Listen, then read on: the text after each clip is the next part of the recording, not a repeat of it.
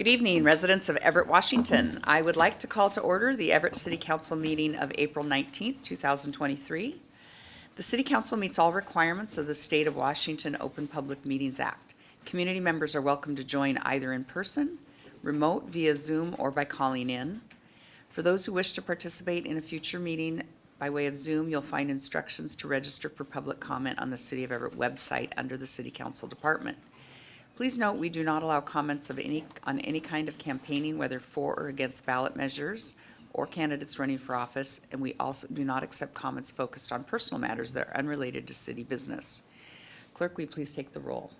Mayor Franklin. Here. Councilmember Zarlingo. Here. Councilmember Ryan. Here. Councilmember Toohey. Yes, here. Councilmember Fossey.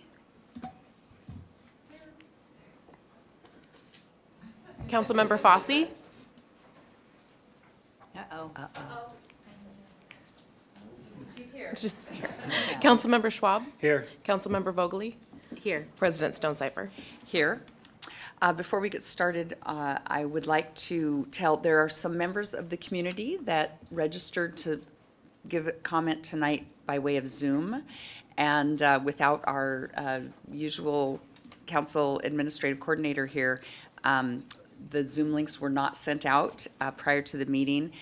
Nicole Weber, who's helping us out tonight, is in the process of doing that. So if you are watching from home and you registered to give comment by way of Zoom, that link is coming and you will get a chance to give public testimony tonight. And so hang on for that. And in the meantime, we'll work our agenda around it. Clerk, will you please take the roll? Just did. She did. Oh, we did, thank you. I'd like to ask Councilmember Schwab to lead us in the flag salute. Sorry. I pledge allegiance to the Flag of the United States of America, and to the republic for which it stands, one nation, under God, indivisible, with liberty and justice for all. Thank you. And Councilmember Ryan, would you please read the land acknowledgement this evening? I'd be honored. The City Council wishes to acknowledge the original inhabitants of this place, the Stahopes people, and their successors, the Tulalip tribes. Since time immemorial, they have hunted, fished, gathered on, and taken care of these lands and waters. We respect their sovereignty, their right to self-determination, and honor their sacred spiritual connection with the land and water. We will strive to be honest about our past mistakes and bring about a future that includes their people, stories, and voices to form a more just and equitable society. Thank you. And do I hear a motion to approve the minutes of the April 12th meeting? Councilmember Ryan so moves. Councilmember Toohey seconds that motion. Thank you. We have a motion and a second to approve the minutes. Clerk, will you please take the roll? Councilmember Zarlingo. Yes. Councilmember Ryan. Yes. Councilmember Toohey. Yes. Councilmember Fossey. Abstain? Councilmember Schwab. Yes. Councilmember Vogely. Yes. President Stonecipher. Yes. We'll move on to Mayor's comments. Good evening, Mayor. Yeah, good evening, President Stonecipher. First, I'd like to welcome Jennifer Gregerson to our administration team. We have promoted Jennifer to the Director of Government Affairs, and her focus in that role is going to be hyper-local government affairs. So she'll be working with me and my executive team on a number of priorities, but her main focus is going to be working with all of you, our city council members, to ensure you're getting the support and resources from the team that you need, as well as partnering with local government such as Snohomish County. And it's just super excited that you're with us and you're bringing your extensive experience and leadership to our team. So welcome, Jennifer. And then also just want to a big thank you. You'll see Nicole Weber. She's the director who is filling in for admin. Both Deb Williams and Angie are out, and so really appreciate you on top of your other duties stepping into this role. Thank you. And then welcome to Lacey for our other city attorneys are out at training right now, and so thank you, Lacey, for being here tonight. No further comments this evening. Thank you. And I also want to thank Nicole for joining us tonight for technical support. And we've got an all-female dream team here tonight from the administration. So bravo, maybe the first time ever. Since we are still working on public comment, I'm going to move on to council comments and liaison reports. And so we'll start with Councilmember Zarlingo. Other than a comment I'll make later on, I don't have other comments tonight. I think in deference to the number of public commenters we'll have tonight. Thank you. Councilmember Ryan. Great, good evening, everybody. Great to see a full house again this week. On Monday, I attended the Lowell Neighborhood Association meeting and had a great discussion with the folks in person to share more about concerns they have about housing and homelessness issues, and they're looking forward to hearing more about the 2 ordinances that are being presented tonight. And a special shout out to the Everett Fire Department who stopped by to share more about emergency preparedness and the importance of having our home emergency kits prepared and ready to go just in case. Thanks. Thank you. Vice President Tui. Yeah, I have no comment or report tonight. Thank you. Thank you. Councilmember Schwab. Yeah, I just wanted to acknowledge the City Parks Department and the study of the Everett Pool, the Forest Park Pool. So thanks for moving forward with that project. Great. No Thank other you. problem. Councilmember Vogely. Can I reserve my time for after people speak? I don't really have, we'll see. We'll have a chance to speak after people speak as well. Okay, cool. Then I have no comment at this time. Thank you. Thank you. Councilmember Fosse. Okay, trying this out. Can you see me? Can you hear me? Yes. You're all good. Fantastic. Okay, so I'm the test subject for our new remote access. And so I just want to say hello. My only comment is some of my neighbors had followed up with me regarding our tree policy, and they would like to work together to look at a development tree policy. And so would it be appropriate now to make a motion to work with legal, or is that something that we can go ahead and get started? So if I can just respond, Councilmember Fosse, I have a resident that brought forward kind of a recommendation for a trees policy. It might be the same one. And so I was already going to follow up with our parks team. And so if you'd be willing to work with me on that, Councilmember, we can work together and see if it's the same tree policy, and then I can just get the team working on it. I wouldn't need a formal motion from council to do so. 'Cause That sounds I can direct fantastic. staff. Thank you. Thank you. Thank you. And I don't have a report tonight. How are we doing, Nicole? We ready for public comment? Thank you. I did email the one person who signed up online, and so I'll watch for them. Oh, looks like she just joined, so Chelsea's online. So Chelsea, if you're ready to provide comment, we'll start with you since I missed you. So you have 3 minutes as soon as you're ready. Thank you. Thank you so much. Can you hear me? Yes. Are you able to Yes. hear my? Yep. Okay, thank you. I'm calling in today to request that the Everett City Council consider changing the Everett Municipal Code number 8.20.020, which prohibits the abandonment or the leaving, neglectful leaving of things that are dangerous to children on the street. Understood. This code is being used to try to shut down a community fridge in Everett, which I think the council should consider whether or not that actually falls within the scope of the intent of that code. So I'm asking that the code be modified to allow for well-maintained community fridges that are both visible and accessible to the public. These fridges in particular are maintained by dedicated community members. They're clean, they're safe, and they're doing tangible good in our community. And I ask you to consider the real conditions of the community refrigerators as they pertain to our neighbors who depend on them for supplements and for perhaps their entire food source if they're struggling with food insecurity or housing insecurity. So that's my comment. Thank you. Thank you.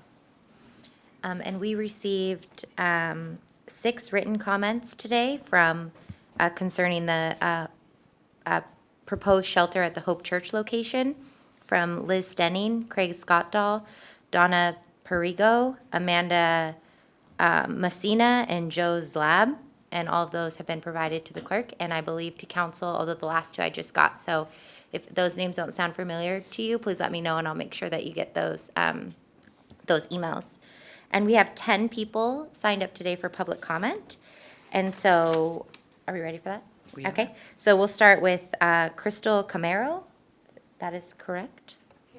Cameron, sorry. Part cursive, part print. Hi, my name is Crystal Cameron. I live on the corner of 45th and Rucker. The Hope Church proposed shelter site is in my front yard.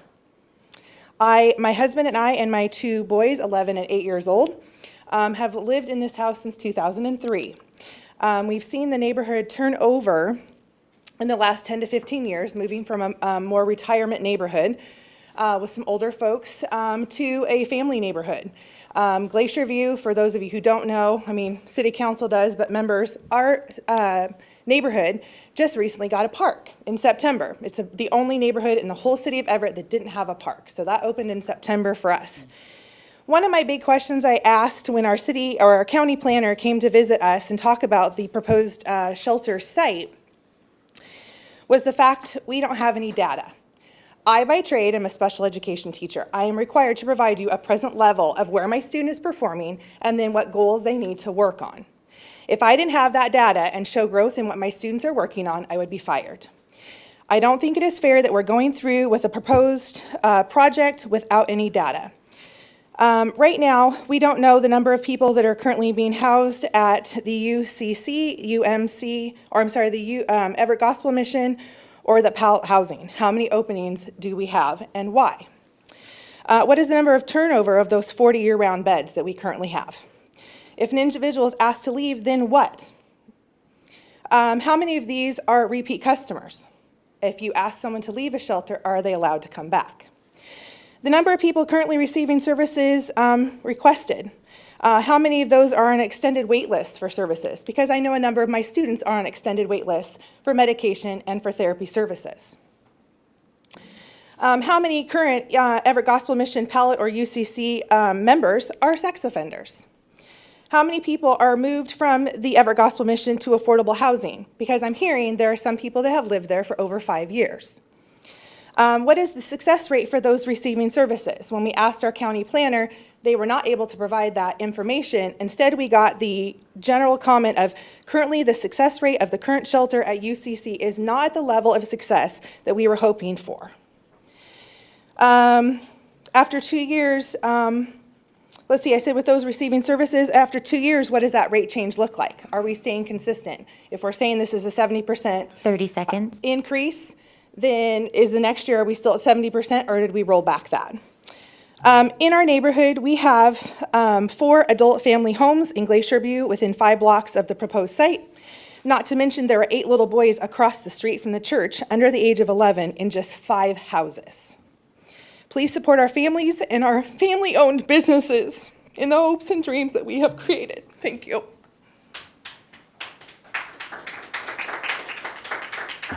I'm going to ask for no clapping. Thank you.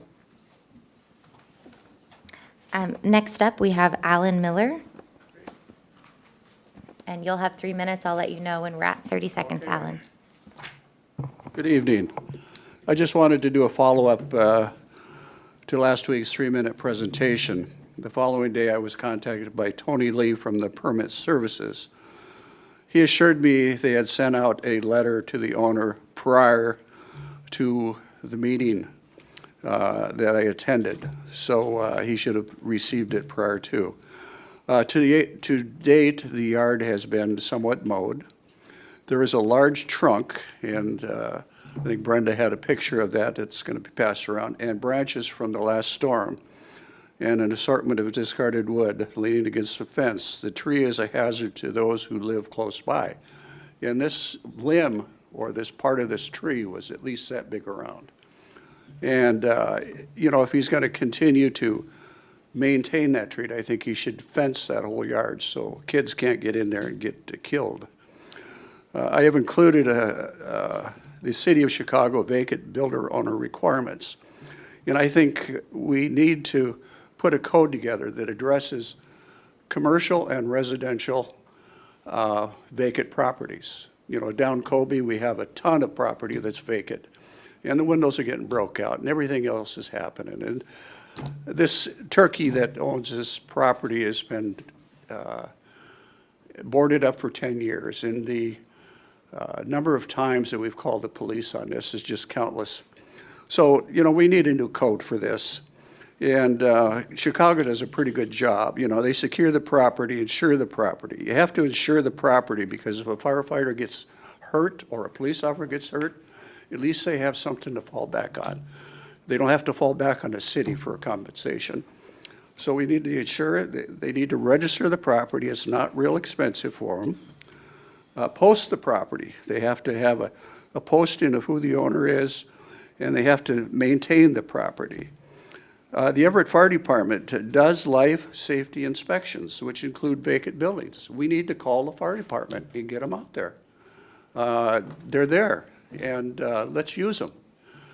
And I feel it's time to revise Everett codes.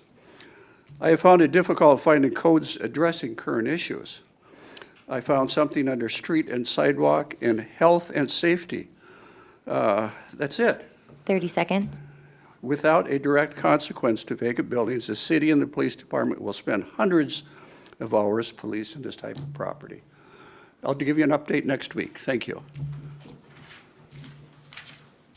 Thank you. And I am going to ask our Safe Community Committee if they would take up this matter and get a briefing from staff at their next meeting. I know that we did, I was on council and probably about 10 years ago, we did pass a vacant building ordinance for downtown that requires that the building owners put something in their windows to indicate that there's more than just a vacant building there. But I'm not sure about our residential properties, and so it would be helpful for us to review that and maybe look at that Chicago ordinance. Thank you. Next up, we have James Dean.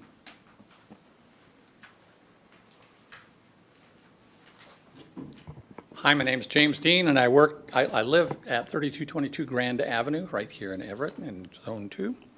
And I'm here today to talk about the Service Facilities Buffer Zone. I'm going to start off with some data. This comes out of today's Herald.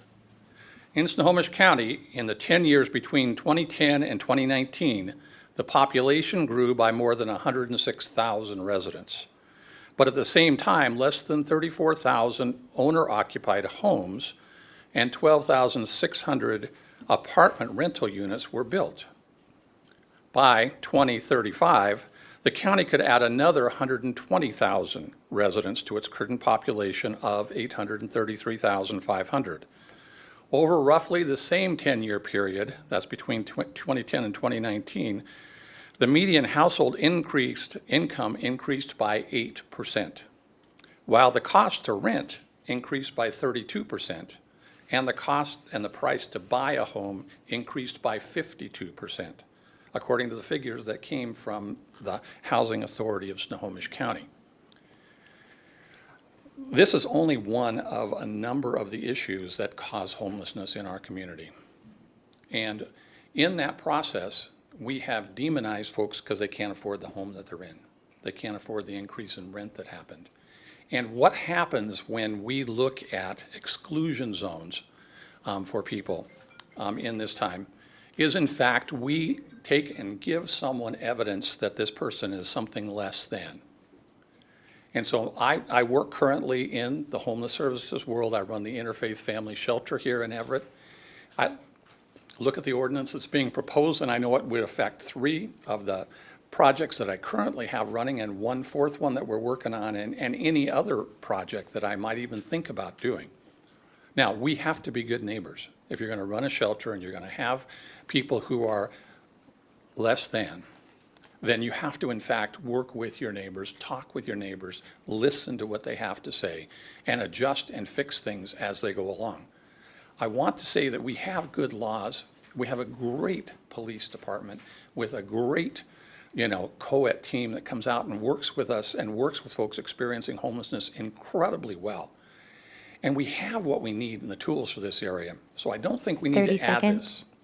The last thing I want to say is Mayor Franklin is here, but in this ordinance, it's the mayor. So it's whoever that mayor is. And the challenge I have with that is they may not always be as compassionate about homeless folks. And the final quote I have is another one that came out today. Ban urban camping whenever possible. Violators of these bans will be arrested, but they will be given an option of accepting treatment and services if they're willing to be rehabilitated. Many of them don't want that. We give them the option, then we'll open up a large parcel of inexpensive land, bringing in doctors, psychiatrists, social workers, and drug rehab specialists, and create a tent city where the homeless can be relocated and their problems identified. And then we'll open up our cities again and make them livable and make them beautiful. And that was our former President Donald Trump today. Thank you. Next, we have Katie Schaefer.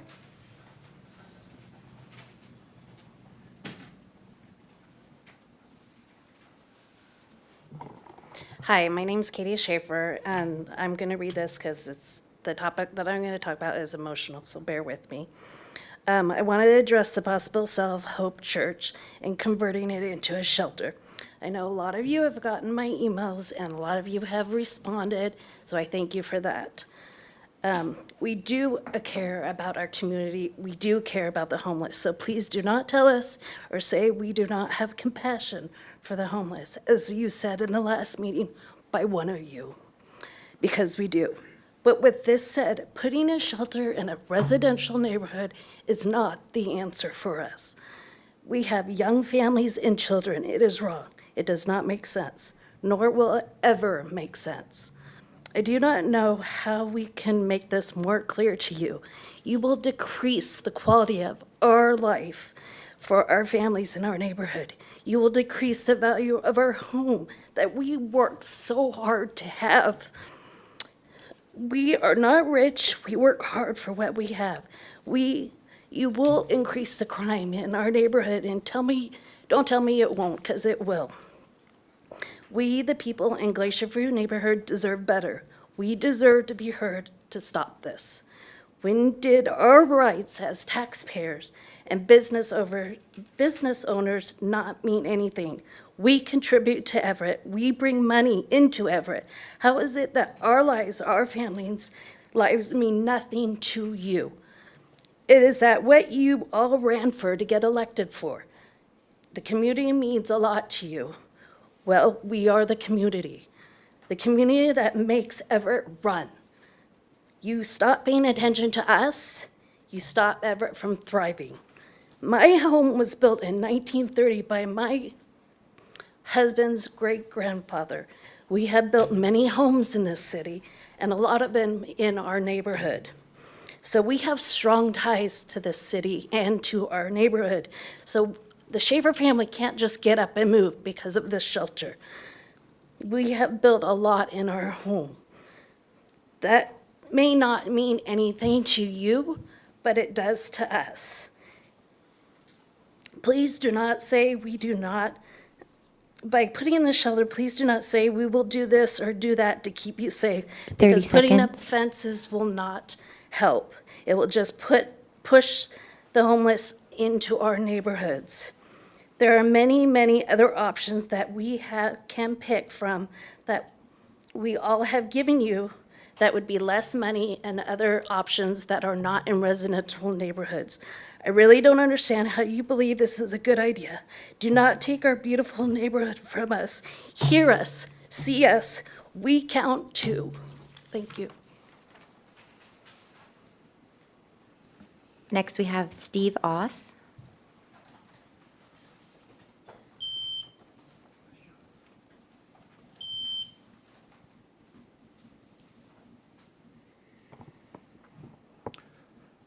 My name is Steve Oss.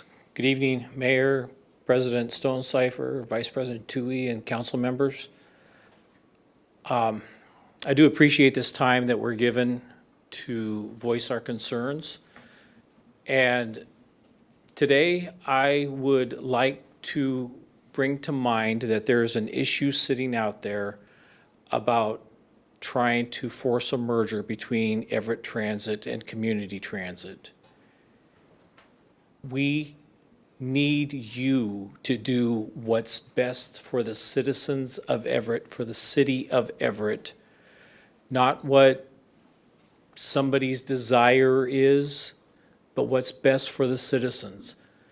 Is it better for the citizens to raise our taxes, to lose control of our own transit agency? Do you think Lowell will still have bus service if there was a merger? Likely it won't, at least not for long. Do you think some of our other residential neighborhoods will still have service? No, they'll streamline it. It'll go away. We have good service. We can make it better. If we stop giving our money away to community transit, we can keep our money here in Everett and put it into our service.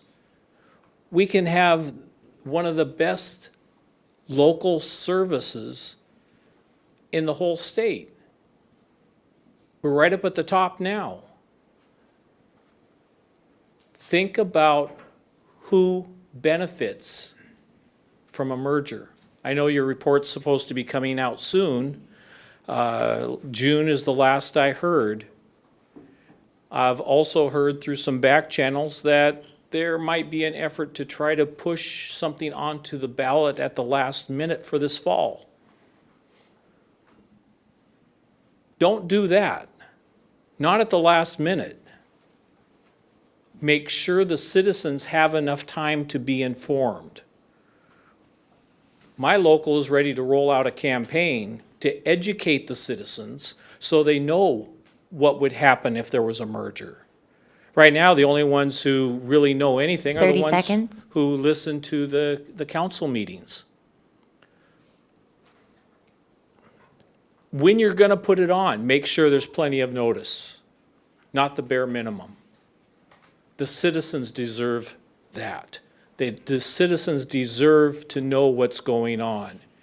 And I hope each and every one of you have a desire to do what is best for the city and the citizens of Everett.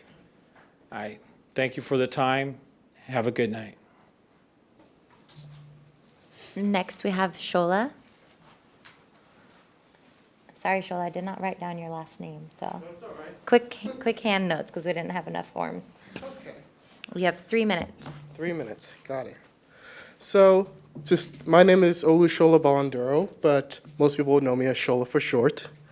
And I want to start by acknowledging that it appears that I am the only African-American person in this room, and I'm going to be speaking with that in mind.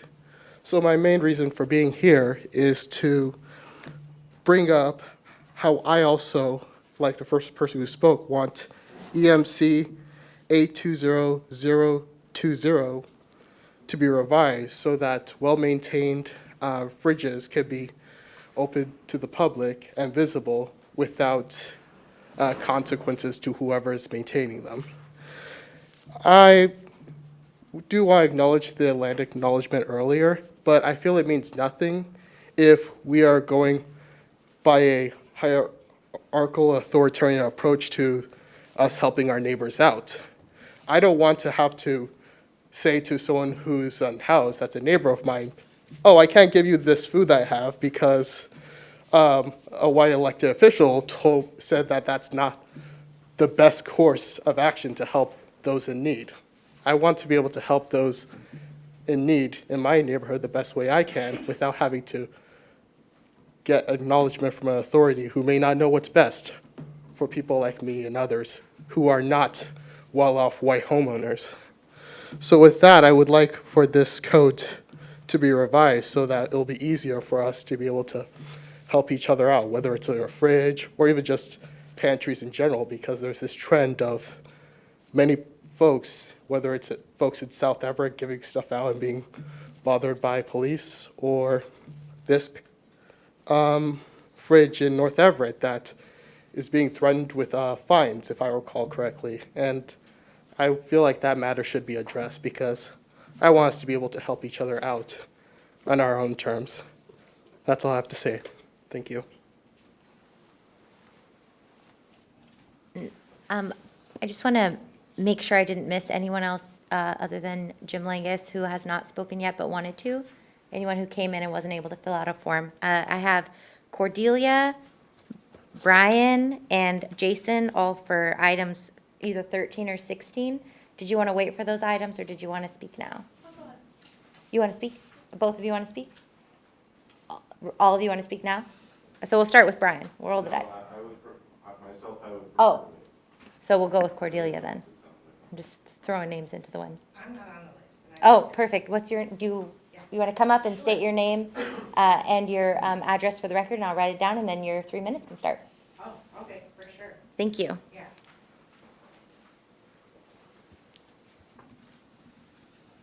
So, Right there, yeah. wonderful. Okay, hi. My name is Luisana Hernandez.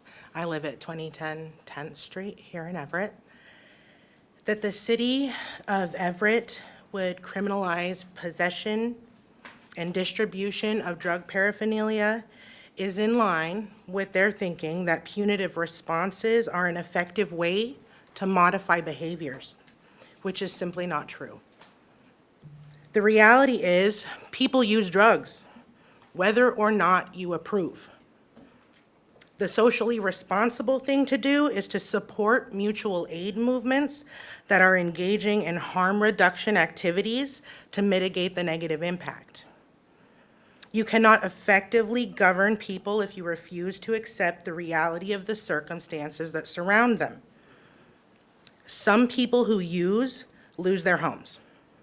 Some people without homes start using because living on the streets is a reality that they want to escape. It's probably hard to empathize with abject poverty when you make $16,246 a month, as our mayor does. People in this city are in crisis. The inequitable distribution of wealth and access to resources in Everett is egregious. In December 2022, Everett City Council approved a 2023 cost of living increase of 10.1% for members of the EPOA, EPMA, and EFL number 46. The increase to food stamps that was put in place during the pandemic ended nationwide after the last issuance in February of 2023. The recalculation of food benefits that include cost of living increases don't happen until October. That means from March until at least October, people across this city, county, and country are operating with less money to buy food when contracts prove that it costs more to live. Well, we've been told by city and county officials that government changes are slow and incremental. That much is clear. It is our inability to provide adequate community care and resources in a timely fashion that is costing people their lives. In 2022 alone, 85 people that we know of died while homeless in Snohomish County. Last December, a 76-year-old woman froze to 30 death in her seconds. car. Her body was found in a Walmart parking lot. An 80-year-old man died of carbon monoxide poisoning trying to stay warm. His body was found in his car parked in the lot of the Linwood Library. Mutual aid movements across this county have been filling in the gaps, meeting the needs of people that nonprofits and government agencies are failing to meet. Y'all should be working with us. Public safety should not be synonymous with code and law enforcement. It should be synonymous with housing and food security. It should be synonymous with the distribution of harm reduction supplies. 3 And right now minutes. on record, I'm putting y'all on notice. I facilitate a community fridge and pantry, and they are expressive acts protected under the First Amendment. We reserve the right to feed the hungry and distribute harm reduction supplies when federal, state, and local governments are cutting food benefits and criminalizing poverty through unconstitutional codes and ordinances.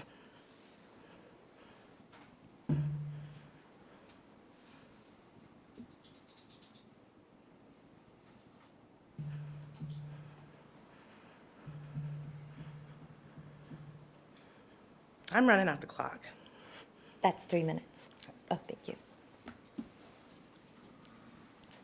Are you Cordelia? Did you want to speak now or, yeah? Okay, come on up, Cordelia. Thank you.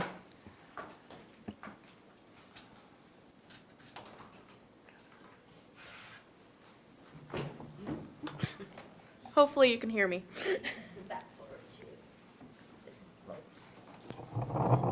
Perfect. Hello, and my name is Cordelia. I am a concerned community member. I'm concerned because my less fortunate neighbors are being criminalized. These buffer zones that are being proposed will install an idea that just because someone is without a house, they deserve and are worth less than you or I or anyone in this room. If these buffer zones pass, I hope that when you're eating dinner with your family in your cozy home, that you think of the lives you're affecting.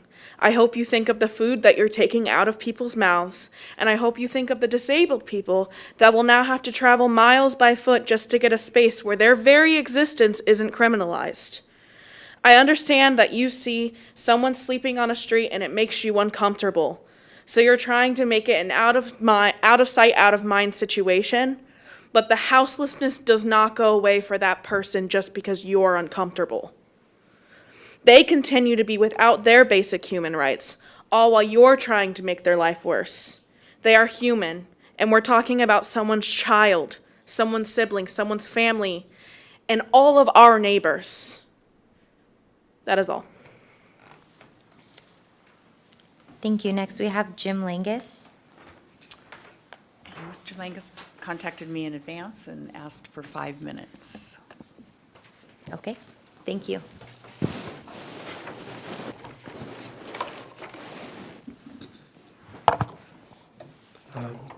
Jim Langus, Everett.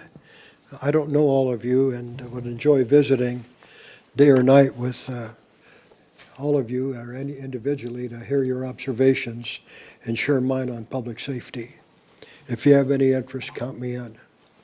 You have the responsibility for public safety and keeping our community safe, including the very vulnerable. And I want to mention 5 areas that are related. First, I support both items 13 and 16 that are on the agenda.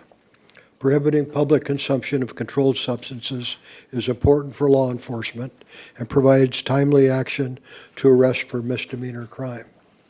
And I also support creating surface buffer zones, which will be very beneficial to high-impact risk areas that are experiencing ongoing issues, many which are criminal. Second, Senator Robinson's 2023 Senate Bill 5536 will be the replacement bill for the 21 Senate Bill 5476, which criminalized drug possession following the Supreme Court decision that declared the possession including cocaine, heroin, meth, and fentanyl unconstitutional. Senate Bill in 2021, Senate Bill 5476 also included police reform issues that impacted police. Senator Robinson's 2023 Senate Bill 5536 will be the new legislation. It relates to behavioral health circumstances involving controlled substances, treatment, and drugs. I believe treatment of addiction is a key solution to address homelessness. Mental health care and services are also essential. I want to recognize Senator June Robinson. The 2023 legislation is recognized as an improvement over the 2021 legislation and was supported by many in law enforcement. The bill includes an emphasis on the individual, treatment, diversion, and other important aspects. The senator provided effective judgment in arriving at a balance in the legislation. The senator would have most likely tackled more of the key concerns, but was facing headwinds. The work with this legislation now begins when it's passed with the city and creates an entirely new effort and structure for implementation. Third, I have compassion for the homeless. We must have compassion for the very vulnerable homeless who require safety, services, and shelter. Unfortunately, some vulnerable may never recover. Several folks are down on their luck. During the pandemic, they may have lost their job, or perhaps because of their own bad decisions, they find themselves on the street. But they're looking for support, and they need help. Some need shelter, some need support in terms of finding employment. But there's a lot of reasons why folks are struggling. My perspective is that there's a criminal element that are dangerous and aggressive and create all kinds of crimes. They may not be as vulnerable. Let's hope that when arrested and referred to diversion, which is part of House Bill 5536, that treatment and services will improve their behavior and their lives. There are some bad actors on the street. They will continue to be very serious challenges for our police officers, and there needs to be consequences. And fourth, I last attended council meetings in July of 2019 to discuss the homelessness and crime issues. I believe matters have become worse and worry that we will see an increase in crime. Everett is facing many headwinds, and I believe we're in the midst of a perfect storm. The actions of the Supreme Court, which declared the main drug possession law unconstitutional, police reform in the legislature in 2021 that was problematic, and while it was improved to some degree in this last year, the current year, 2023, many provisions were unchanged. The pandemic and many treatment and health facilities to help people were closed. Some very powerful drugs are on the street today that are acceptable everywhere. We are unable to replace our police officers. We have homeless migration to Everett. And with that homeless migration, we always have that. We have that segment that's a criminal element, and others who have been below the radar will be provided diversion with the new law, but may avoid treatment, may willfully decide 5 minutes. that they do not want to be in treatment. Unfortunately, with police reform, there are fewer consequences today. And I believe the consequences are now on the citizens, businesses, city, police, and Everett Medical Emergency Aid, and not on those committing crimes. And last, as elected officials, you need a hiring plan for the police department. And I'd like you to consider that. Since 2017, we've had 206 police officers. And we hired 8 in 2021 with an amendment that were incorporated into the 2022 budget, which raised the level to 215.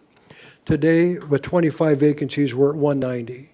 And if you take into account those that are at the academy, those that are in training, those that are on disability, and those that are out in field training, and those that need time off, we're down several police officers, and we have needs in our divisions of general investigations and special operations, some real important 5 minutes. units in those key departments, investigations and operations, that we need to have filled. You need a plan, and we need outcomes, and I believe we need to have a time is up. a 5 to 7 year plan to hire, and they can come back to the council on an annual basis, and it can be revisited. Thank you. Revisited, and thank you, Brenda, and at times requiring modifications. Thank you very much for your time. I appreciate it, and I'm an advocate for police and public safety of the citizens of Everett. You know, they need protection also, and with the increase in crime that I believe we'll experience, I think we're going to need to have more police on our streets. Thank you.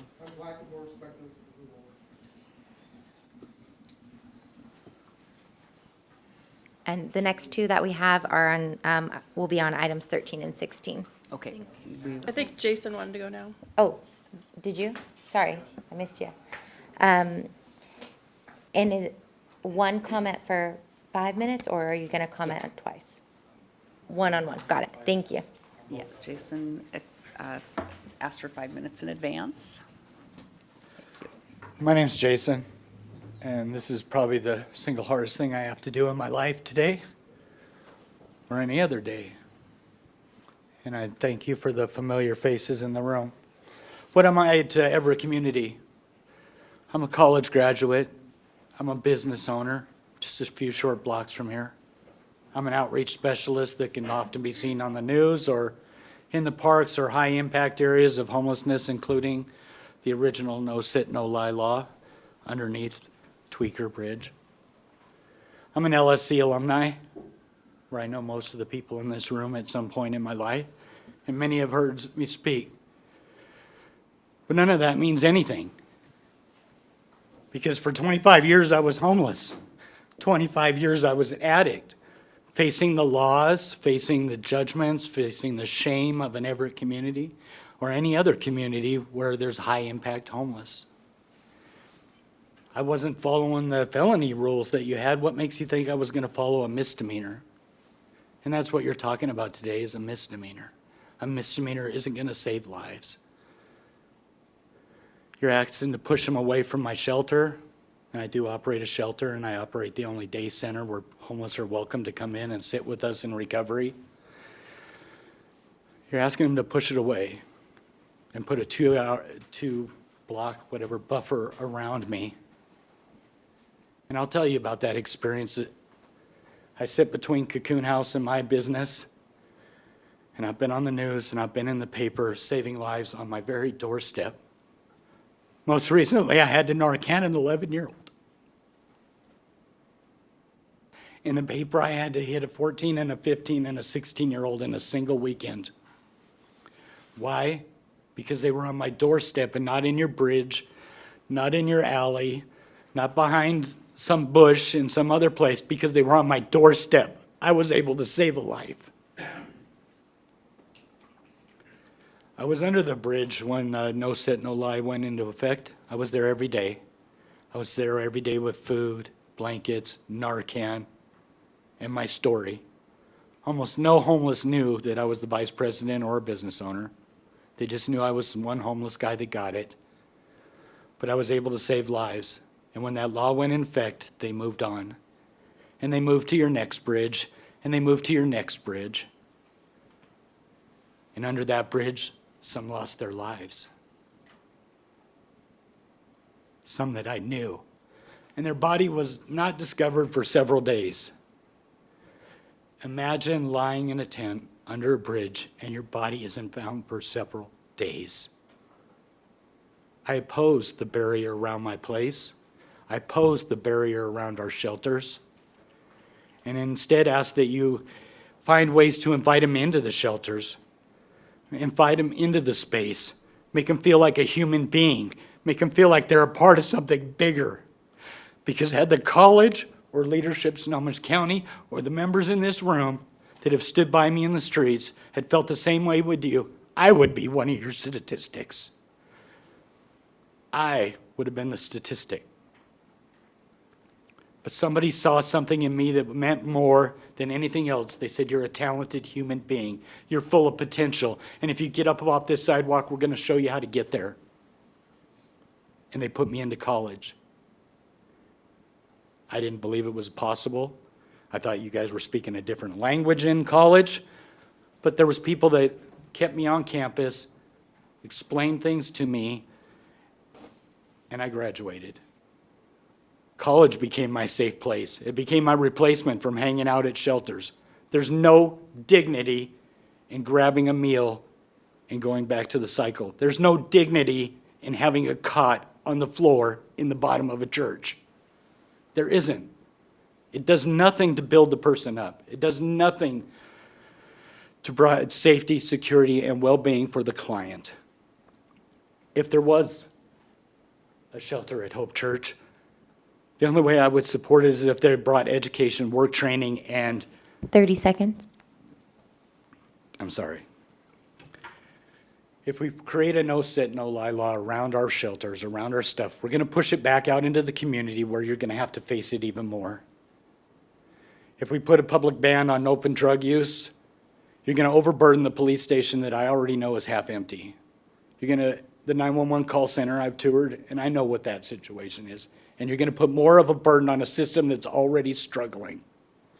So instead of that, maybe we should dump our money into more treatment centers, not put bans on them, put places in day centers where we put people inside and make them feel like human beings again. Thank you.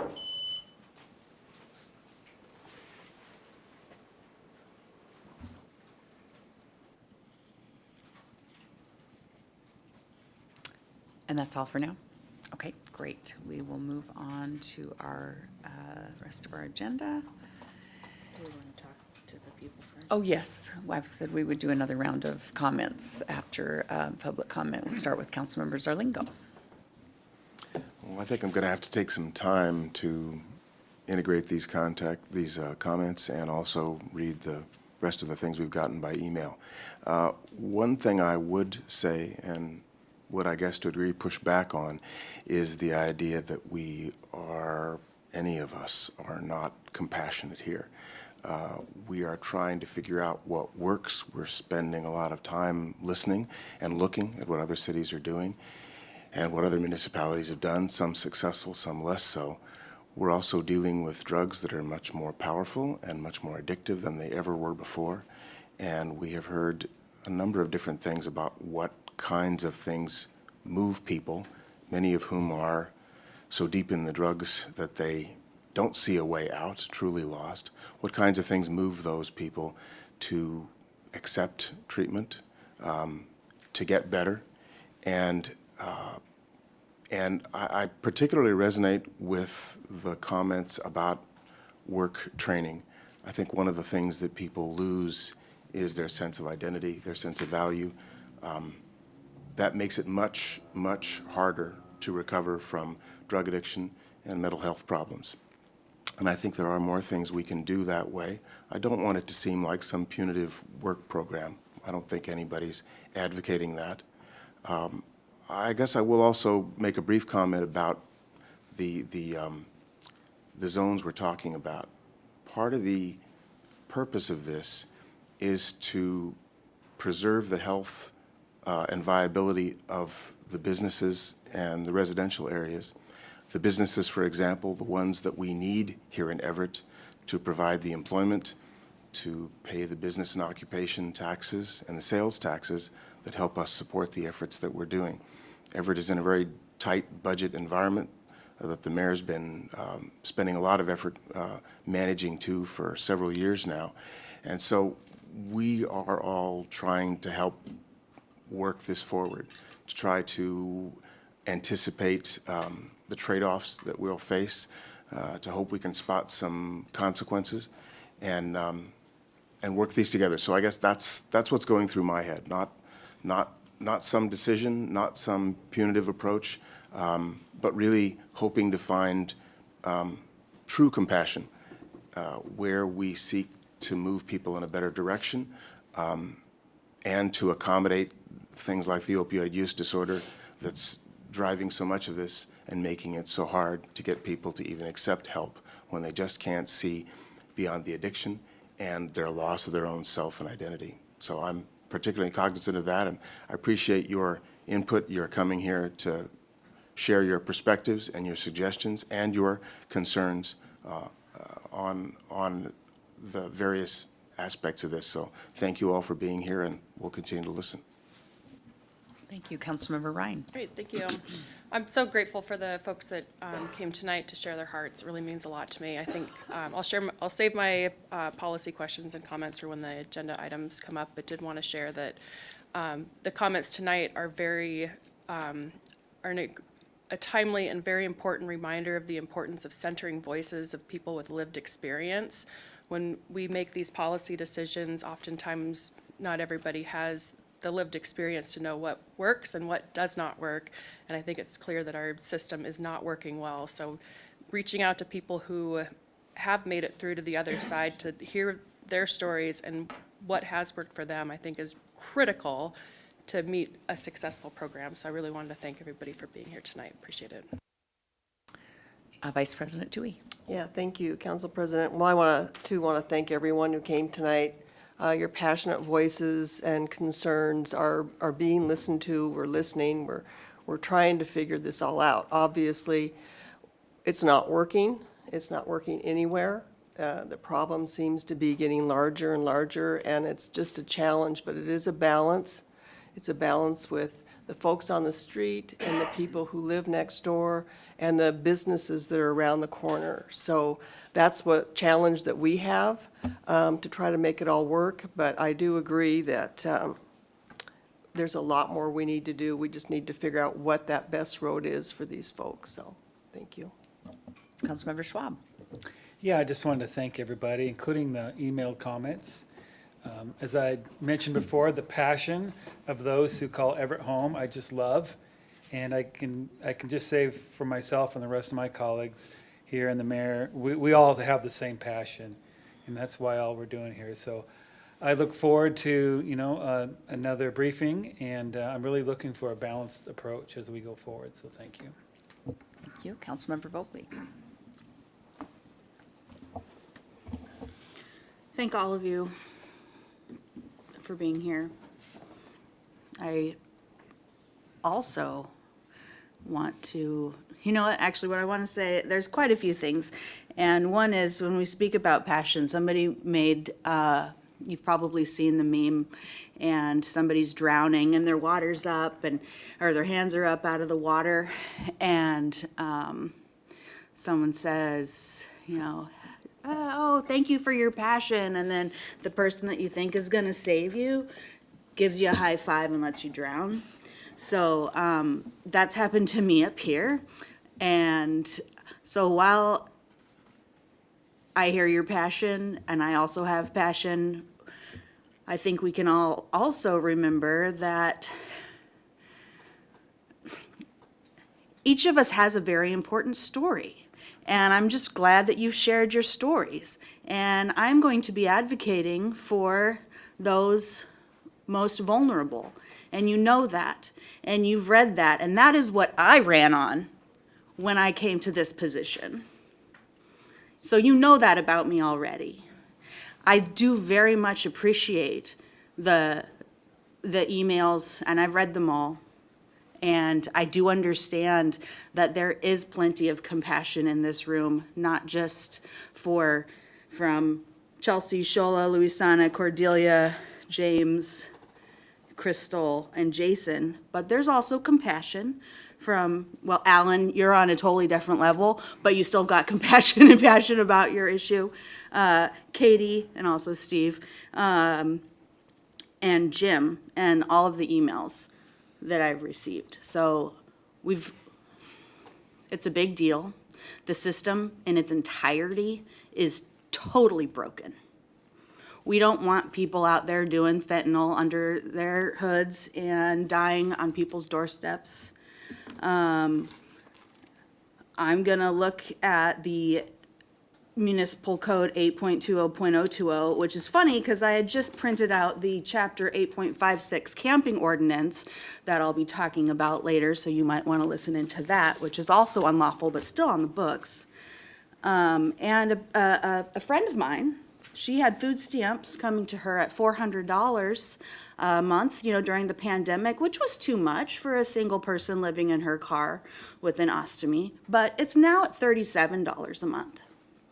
And she's a nurse. She's not a nurse right now. But these are the people, okay? And she's not even on drugs. Can she get any help? Not much, because she's not on drugs. So there's a lot more to that, but I just want you all to know that it is no surprise that I'm here advocating for pretty much everyone in this city. And I think that we can all be good neighbors, and we need to change the entire system.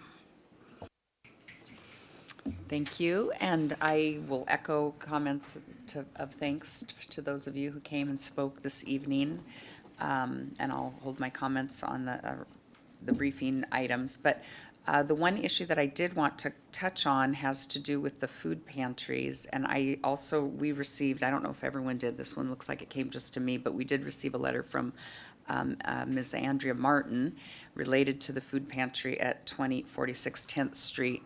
And this was new news to me, so I did forward this to administration and am awaiting some responses so that we can all kind of understand what's going on with the food pantry issue. So it's something that, while some implied that the council is part of wanting to close it down, I think I might speak for all council members that It was we have news to not- us, too, Yeah, in we've- administration. Yeah, no one has been familiar with what's going on here, so we will get to the bottom of that, of course, and have more to say about it when we understand what is happening.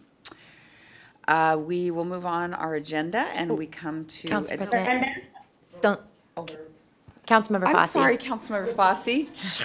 Out of sight, out of mind. Please. No worries. I just wanted to quickly also give thanks just to the speakers for coming up and sharing their perspectives and their stories. I second some of the sentiments that was already expressed. These are really complex issues, and we're not the only municipality dealing with them, and a lot of the issues can't necessarily be solved at this level because the system is broken. It's not serving our neighbors well, especially our most vulnerable ones. So we do have to look at changes going forward, but we also need to be aware of what's going on around us at different levels of government, to kind of see how we fit into that piece and which parts of those responsibilities should be falling on the municipal level. So I just wanted to say thank you, and I reserve the rest of my questions for or when we actually talk about the specific policies.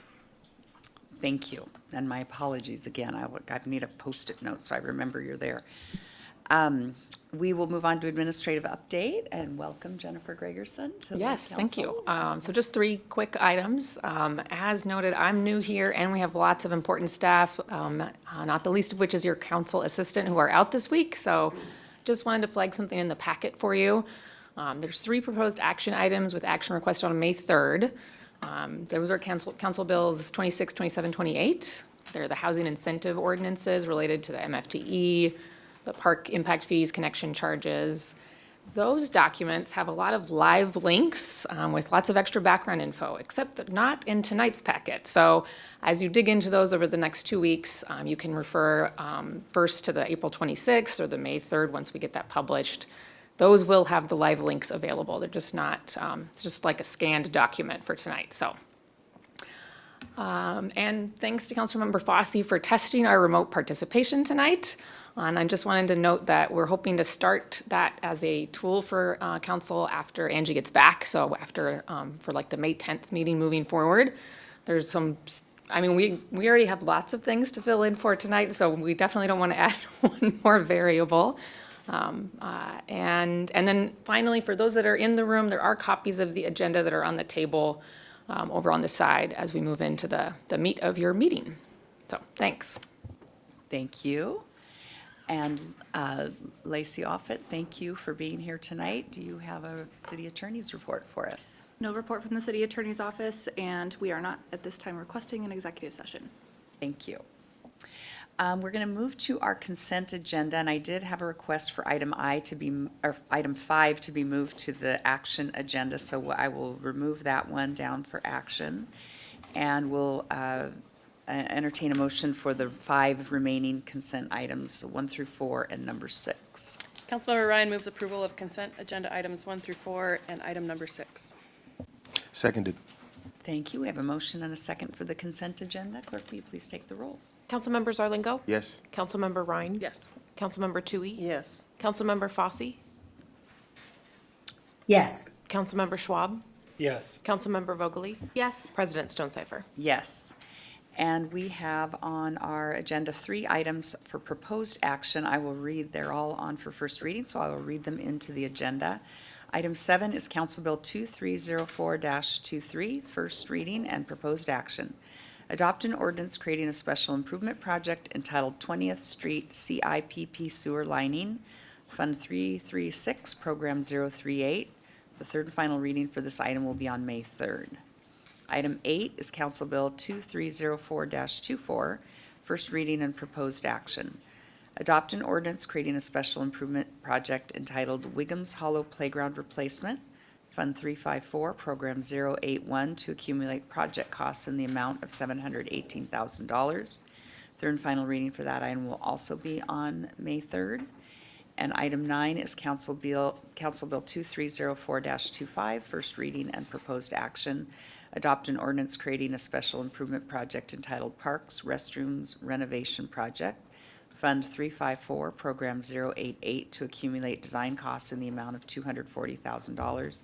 And again, this item will also be have its final reading on May 3rd. Do any council members have questions on the 3 proposed action items? Thank you. Councilmember Vogely. I was just curious if Parks wanted to tell us a little bit more about the restrooms renovation project, or like which ones they might be, so that everybody knows.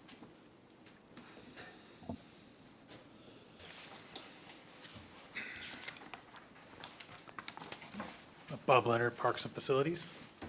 Yeah, the 4 restrooms we're looking at doing are at Howarth Park, Legion Park, T.A. Sullivan Park, and Forest Park. This is to fund the design.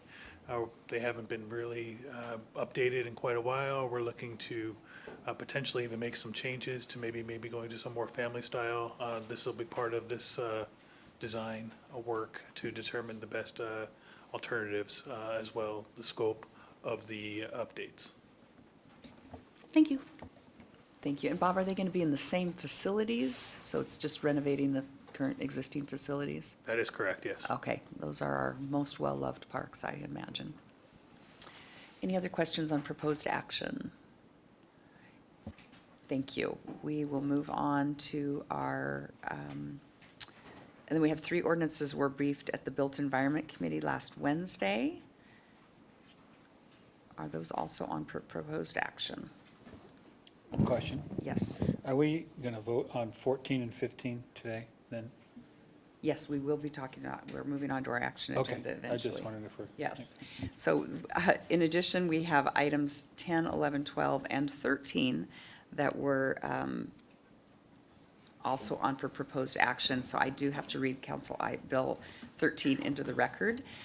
Council Bill 2304-29, first reading and proposed action, adopt an ordinance prohibiting public consumption of controlled substances, amending Chapter 10.35 EMC, and again, the 3rd and final reading for action on that will be on May 3rd.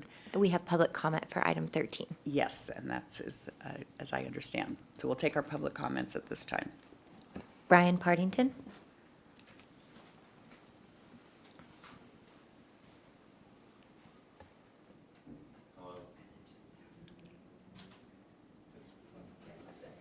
I haven't done this in a while. Hi, my name is Brian Partington. I live at 2005 33rd Street here in Everett, which is just across the street from Andy's Place and Compass Health. And there are a lot of people who consume all kinds of substances in the driveway next to our house and on the sidewalk next in front of our house, and at the place where I pick up my daughter for the bus. But this sounds like encourage people to find hidden places to do their illicit substances ordinances. And I would much rather people who, in the year I've lived in this house, not done me any harm, to have them not encouraged to manifest their public health crisis, by trespassing, because it's only become more dangerous for them to do something already very dangerous. I just don't see how this works. And I can see this working in the same way that other ordinances have caused people to, hide behind our house and defecate. Now they might just hide behind our house and do other things as well. And I just don't see how this addresses any problem. And I can see how it would make it worse, or could make it worse. Other people might have differing opinions on the positive effects this could bring. I've thought about it a bunch, and I can kind of only see negative ones. And have a lot of firsthand experience with this issue based on where I live. And this opinion is just grounded in that experience and the practical impact I think it'll have on my life. Thank you. And that's it? Okay, thank you. So this is on for, it's not proposed action until May 3rd. We'll move on to our council action items. Item 14. Is there going to be any, excuse me, President Stonecipher, is there going to be any discussion on where this ordinance came from or who was consulted or any sort of presentation on it?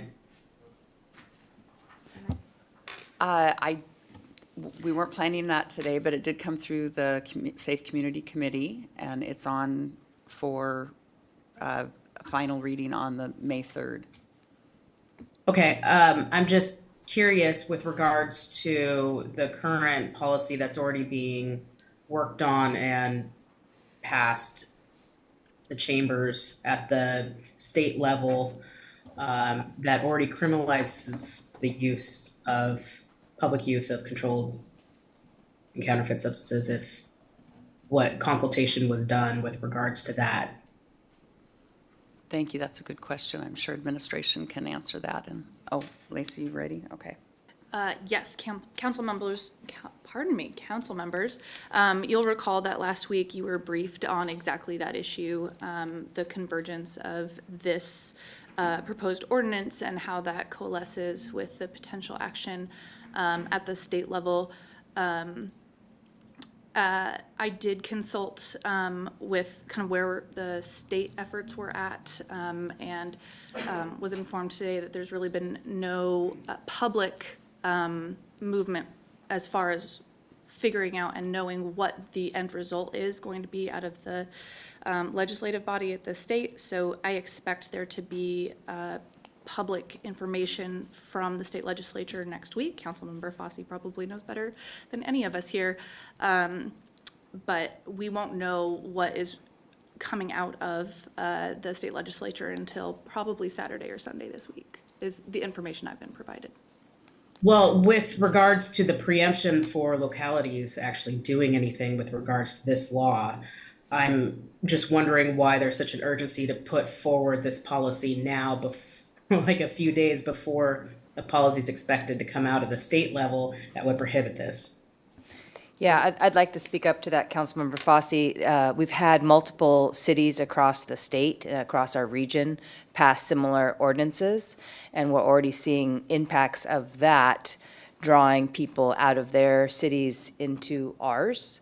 And so when Marysville has passed a similar ordinance, Bellingham has passed a similar ordinance, I believe Linwood has passed a similar ordinance, Edmonds, I'm not sure, and our population on the street is now including folks from those jurisdictions, it makes sense for Everett to be in line with the other cities around us. Otherwise, we're getting some of the challenges from those cities. And so I had actually asked staff to bring this forward, knowing that we have to work in coordination with whatever the state does. And so it's possible that the state will pass something and then that this would be moot, right? But it really depends on what comes out this weekend. And obviously, you'll have this back in front of you next week and the week after. So you'll have ample time, I would hope, to consider what actions you would choose to take or not take as a council. Yes, I'll just remind that it's not on for final action till May 3rd, and we would have time to amend or do whatever we needed to do until then. And President Stonecipher, Yes. if I may, Section 4 of the ordinance as written actually addresses the preemption issue. If the ordinance is passed at the city level and is later expressly preempted, then it would essentially cease to be operational here in Everett. Okay, great, thank you. Councilmember Vogely. This question is for the mayor and possibly law enforcement. Do we have the data of people coming to Everett from other jurisdictions that have passed their ordinances? Yeah, I don't have that data, but I've gotten a number of anecdotal stories from both actually team members in other jurisdictions that have been witness to people coming into here, or, just what staff have reported to me. I don't have that data, so I would love to have that data. It would require quite a bit of efforts. But yeah, no, I have no data to report, only anecdotal stories. Okay. My team might have more. Anyone want to offer any more? How about if we say if this comes forward, if the administration has other data to bring forward when that comes back to us? I'll see that if we would can be have anything by then, helpful. but not sure. Councilmember Ryan. Thank you. I have some questions about, excuse me, if this goes through either at the state level or here at council, is there the administrative capacity for these arrests and for writing folks up? Because from what we've been hearing with the law, how it currently stands is that there isn't enough bandwidth from our police department to refer people to treatment. So my concern is if we don't have the bandwidth to adequately document referring people to treatment, do we have the bandwidth then to arrest people and fill out paperwork and all the legwork that goes with that? Yeah, good evening, Dan Templeman with the Police Department. We're responding to all these calls today. So, and we're writing reports on all these contacts today. So it's not going to necessarily change in terms of bandwidth because we're already responding, we're already writing reports. We're just making referrals. So I don't think that it's going to change administratively for police in terms of our ability to enforce if that's what we decide to do. Thanks. Another concern I have is what the cost implementation would be for jailing people for public substance use. I believe there'll be a budget line that is going to be increasing quite a bit because of arresting folks. So I was just curious if those numbers have been reviewed. Susie's listening in the other room, and I don't know where. There she is. Mike, please. Thank you. Good evening. Can you repeat that question? Sure, yeah, it was poorly phrased. So if this is pushed through either here at the council or at the state level, it's my understanding that there will be an increase in the number of arrests of people who are using substances in a public space. What's the budget impact for an increased number of people that will be arrested? Well, certainly we will have to increase our jail fee budget. That goes without question. And then, so that would mean that we would have to decrease budget in another place to make up for it. Have there been any discussions on where that might come from? Not at this time. And then I was also curious for budget line items if there's going to be a need for increased personnel for administrative purposes. So we have not started the 2024 budget process yet. That will start beginning with a kickoff in May. And so as this legislation comes forward, we will have to look at all of the impacts and determine how we're going to adjust the budget to accommodate that. Okay. And if another question, but probably for Lacey. So the treatment court that we have here at the city, is there capacity with the treatment court to expand the number of people that they can serve? Yeah, in anticipation of this evening, I did speak with the two prosecutors in our office who deal with our two therapeutic courts. First, we have Mental Health Alternative Court, or MAP, and then we have a Therapeutic Services Court, which is in its infancy. It is a pilot project currently funded by a grant. Both of them indicated that there's certainly capacity to add folks to those therapeutic courts. And it just becomes really a matter of getting people to accept, because they have to agree to enter into those services, and to make sure that they are staffed and funded kind of into the future as well. But they both assured me that there's capacity to take on more folks for both of those. Okay, thanks. And then, since we're all here, I have a couple questions about, probably for Julie Willie. What are the treatment options in this city right now, or in the area that that folks have access to?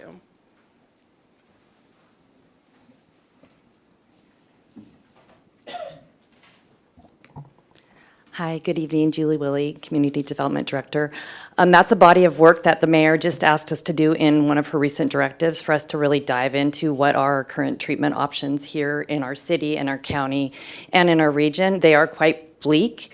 We have some medicated assisted treatment programs, some of our long-term programs that have been here. Ideal Options is one of our newer providers. We just had a meeting last week. It's going to be in your May Council Digest with a new provider that wants to come to town. So that will be forthcoming in the future. We also are learning about the difference between traditional detox that we think everybody needs, but really when we have high opioid users or fentanyl users, putting people through traditional detox and then putting them back on the street increases their likelihood of overdosing and dying. So we really have new learning to do and new problems to address. Thank you. And then just for a comment, I think it would be great to learn a little bit more about what the budget impact's going to be, and then if there's ways that the city can double down on efforts to prevent people from getting into these positions instead of responding after the fact. Thanks. Any other comments on item 13? Councilmember Fosse. Thank you. I'm just curious with regards to the timing of bringing this forward. It just seems a little foolhardy to bring it forward before we know that there's likely going to be some changes happening.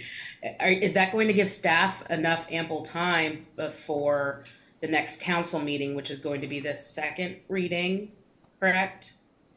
To be able to assess over 50 pages of legislation on this issue, if that does go through, to say whether or not this particular policy needs to be changed or updated, or come back with the budget impacts that are being requested? Great question, Councilmember Fosse. Our staff are quite busy, as I know you and your staff are in Olympia at this time of year, and we are reading pages and pages of what's happening in Olympia every day. And so I do believe it does, but if for whatever reason it didn't, I would just work with Council President to push it out another week or two, or however long was needed for staff to have that time. But trust that we have our team focuses a lot of energy on what's happening in Olympia to try to keep up at a city level and be prepared for whatever's coming our way. But great question. Yeah, so just with that, I'm going to anticipate probably that this won't be ready by that time. I'm not going to make a motion to push it off or anything, but that's going to be a lot of analysis going into this document, and I don't want to be in the situation where council members are hit with a third reading and told too late to make any changes to something. That's all my comments. Noted. Thank you. Thank you. Noted. Councilmember Vogely. This it has to do with the ordinance, but it's not about the ordinance particularly. So I'm just going to put it out there. Since this is an ordinance prohibiting public consumption of controlled substances, as we all know already, I think maybe part of the solution might be a place for folks to go to consume their controlled substances, and how that might be less money than the jail. I don't know, but we also have a problem with, health providers in general at the hospital and social workers, and, just everything's really big and difficult, including this. So I have no motion or anything, but I think it probably would behoove us not only to have a day shelter, but also safe sites to consume out of the public eye. Thank you. Thank you. Any other comments or questions on item 13? Seeing none, we will move on to our action items. Item 14, Council Bill 2304-20, third and final reading. Adopt an ordinance creating a special construction project entitled Everett Performing Arts Center Building Envelope Improvement Project, Fund 342, Program 039, to accumulate design costs for the project. And I just want to remind Council President, we can do this item first, but don't forget number 5, that was moved to action. Thank you. I will put that at the end. I'm losing my mind tonight. So moved? Thank you. motion? Do I have a second Second. on item 14? Any questions or comments on item 14? Clerk, will you please take the roll? Councilmember Zarlingo. Yes. Councilmember Ryan. Yes. Councilmember Tui. Yes. Councilmember Fosse. Yes. Councilmember Schwab. Yes. Councilmember Vogely. Yes. President Stonecipher. Yes. Item 15 is Council Bill 2304-22, third and final reading. Adopt an ordinance approving the appropriations of the 2023 revised City of Everett budget and amending ordinance number 3910-22. Do I have a motion? So moved? Thank you. Seconded. A motion and a second. Any questions or comments on item 15? Councilmember Ryan. Great, thank you. And first, a thank you to Susie for, I don't have a question for you, it's just a general comment. Thanks for popping around the corner. I did want to make a request from administration for a report of funded but vacant positions at the county that have been vacant for longer. City, sorry, gosh. Let me try that again. I'd like to make a request of administration for a listing of funded but vacant positions at the city that have been vacant for longer than 6 months. Happy to provide that, and just so you know, there's no positions that we are holding vacant. We are actively recruiting, but as every industry is struggling to recruit positions. But yes, we can provide that to you Thank you. soon. Thank you. Councilmember Vogely. To piggyback on that, I know that we still have a communications director that is vacant, right? And budgeted for, but I love you, Jen. Don't have a governmental affairs director budgeted for. So I imagine that it's, being paid for, like here's one and there's the other, but it's not in the budget. So if we got a communications director, these are the questions. Yeah, so we have, at any time, as you all know, a number of vacant positions across the city, and as mayor, it's my job to hire and fill positions that I need as needed. And then every year through the process of the budget, we bring forward the salary ordinance, and you get a picture of what all those positions are. But I can tell you that we have full funding available for Jennifer's position, and the government affairs position is in the salary ordinance. It's just not in the budget, as you Right. recognize. But we have ample budget available to support the government affairs work. And so you will see that in the salary ordinance coming forward through this budget process as I do every year, right? So when we make changes mid-year, as in order for me to run the city, I bring in new positions, I eliminate other positions, and then every year when we're doing the budget, you see those changes and approve them for the next year, or ask the questions at that time. Yep. Thank you. Any other questions or comments? Clerk, will you please take the roll? Councilmember Zarlingo. Yes. Councilmember Ryan. Yes. Councilmember Tui. Yes. Councilmember Fosse. Yes. Councilmember Schwab. Yes. Councilmember Vogely. Yes. President Stonecipher. Yes, and now we will take up item 5, approve the Seattle Outboard Association application to hold a boating regatta on Silver Lake on June 3rd and 4th, of 2023. Do I hear a motion? So moved. Second. Thank you. A motion and a second. Questions or comments? Councilmember Zarlingo. Well, as this is part of my district, I pay particular attention to it, and I'd asked for it to be moved from consent to action for a quick chance of discussion. As we covered previously here in this room at the Council's Parks and Quality of Life Committee today, this was the subject of a public hearing, a discussion by the Parks Board, and a recommendation from them to move forward with it, as reported by our liaison, Paula Ryan. As some of you are aware, I was part of significant discussion on this issue last year, and I raised a number of issues. And there were also previously more detailed discussions with the race organizers. I also walked portions of the park and lakeshore that will be fenced off, and discussed the portion of the lake that will be closed for and used closed for racing during the planned weekend in June, Saturday and Sunday in early June. I'd like to thank the Parks Department for work they started months ago to find ways to accommodate this event, an event that has promise in terms of bringing visitors to Everett and showing what a recreational gem we have here. They've used external feedback to work on race plans with the organizer to meet the race needs while maximizing public access and recreational opportunities and making the public more aware of their recreation options even during racing. That was a particular focus of mine. For the use during racing, which is so much a departure from the regular activity and horsepower and speed limits on this lake, and also to preserve the water quality of the lake, which the city and the state have invested heavily in for years, it's important that special care be taken. I'm part of a volunteer monitoring and sampling program that's a cooperative city-county effort, and I'm happy to report that this lake, Silver Lake, has achieved excellent water quality, much better than a number of other lakes in the county. We all want it to stay that way. Given the impact of a two-day race on the whole summer weekend that may or may not be warm or sunny, I've suggested a Friday-Saturday event potentially to be considered for the future, but that's a discussion for a future time.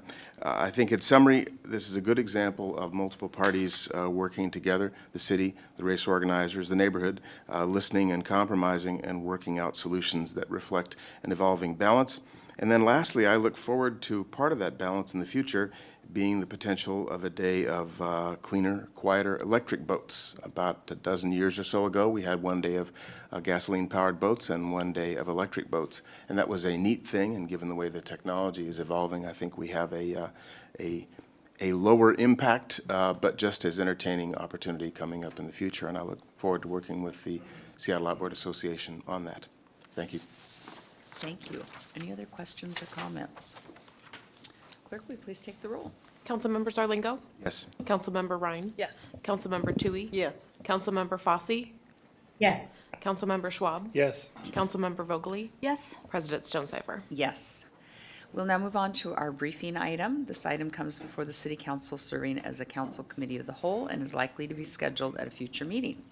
Item 16, Council Bill 2304-30, first reading, adopt an ordinance relating to public health and safety, creating service facility buffer zones for social service providers, shelter and temporary housing providers, and other high-impact areas, and amending Title IX of the Everett Municipal Code by enacting a new chapter 9.54 EMC. Third and final reading for this item will be on May 3rd. And good evening, Julie Willie, our Community Development Director, is here. Thank you. You just introduced me, and you read the sentence that I was going to start off with, so yay, I can just skip right through that. But Lacey and I are here tonight to brief you on this proposed ordinance. As you may recall, the Community Development Division works in a variety of ways to address the multitude of needs our vulnerable residents experience.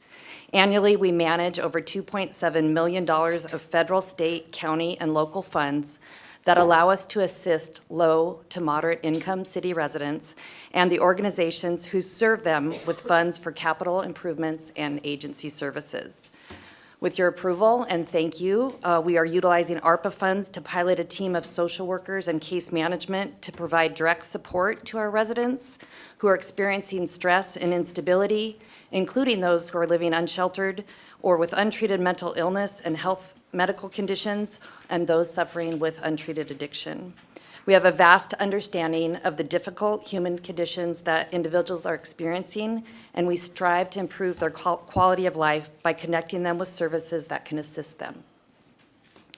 We also address the negative impacts our city experiences due to public health and safety concerns and lack of services, including treatment and shelter.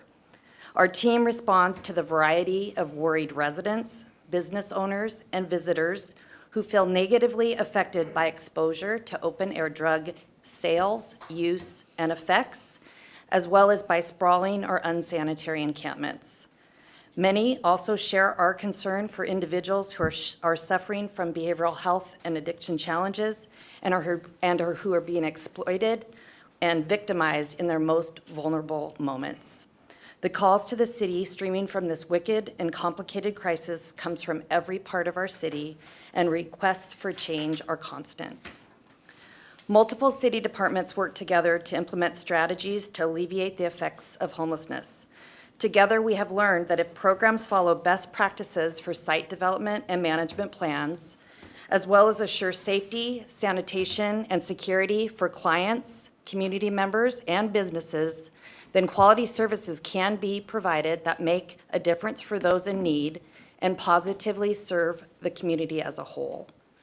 However, a variety of challenges arise for our residents, our businesses, and for the individuals who are trying to obtain services that they need when programs don't have the necessary components to be successful. Well-intended but poorly conceived or managed programs can oftentimes attract nefarious behaviors and then become a magnet for additional problems that need to be resolved, stealing focus and resources from the proven programs. We want to mitigate that by adding a buffer zone to certain service facilities and high-impact areas to help ensure public health and safety for all. This ordinance will add a new tool to our toolbox and a layer of external protection that supports the social service providers in ensuring their clients are safe, and the neighborhood has assurance that the city is proactively addressing potential illicit activities that they are concerned about. I'm now going to invite Lacey to walk you through the actual ordinance. Would the council members prefer that I brief from the podium?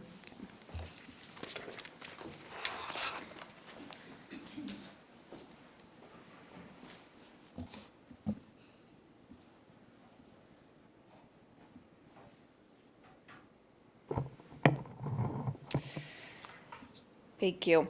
Lacey Offit, Assistant City Attorney, and I am indeed going to walk you through how the ordinance is currently drafted to function.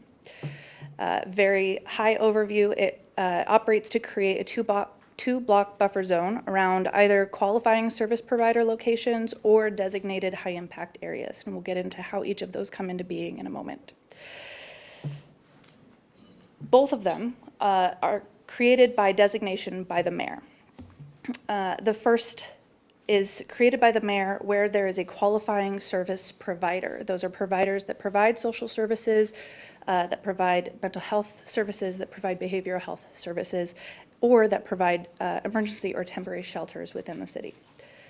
The second way that they come into being, pardon me, similarly designated by the mayor, these are qualifying high-impact areas. These are shown by a pattern of nuisance criminal activity, open-air drug activity, or street-level social issues within the preceding 6 months, and they are verified through crime data, public comments, or similar information. This restriction guides the city in designating those areas based on specific and identifiable criteria. The two-block buffer zone is defined similarly in the ordinance. To head off what may look confusing when you do see some mock-ups of the maps, the two-block radius is defined to include in it parcels that the two-block radius would otherwise bisect. In other words, if the two-block radius bisects a park or a school, then that parcel is drawn into the buffer zone, which is why you'll see buffer zone maps that don't look like perfect squares, but they are a little bit modern art looking occasionally. So within that two-block buffer zone, two types of activities are prohibited. The first is that no person shall sit or lie down upon or place a blanket, sleeping bag, backpack, chair, mattress, couch, stool, or similar on city property. There are exceptions, of course, for medical emergencies, for a person with disabilities, or for people who are operating or patronizing a city-permitted event. This requires law enforcement to first give a warning before taking any enforcement action, but does create a criminal misdemeanor for any violations. The second prohibited activity within the buffer zones would be the provision of food, beverages, goods, supplies, or services to anyone who is violating the ordinance by sitting, lying, or putting out a sleeping bag, etc., unless authorized by a city permit. All of this prohibition takes place only on city property, which is defined in the ordinance. It's a long definition, but very basically all property in which the city has a property interest. This would include parks, easements, streets, sidewalks, parking lots, and the like. It also provides that maps shall be created by the Community Development Director or designee.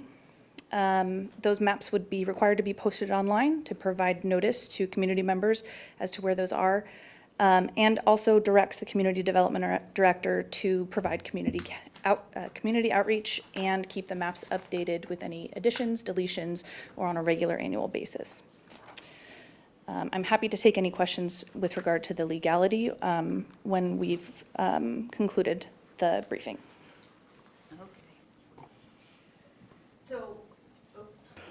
So we've drafted kind of a hypothetical map. It's a draft. So no specific area, shelter, service provider, mental health facility, behavioral health facility, and treatment has been identified as a agency that we would immediately make a buffer zone. So this is just more for illustrative example of what it could potentially look like. And we used 5 shelter locations that we know of in our city. Okay. So this is hard for me to see on my screen, but if I look up there.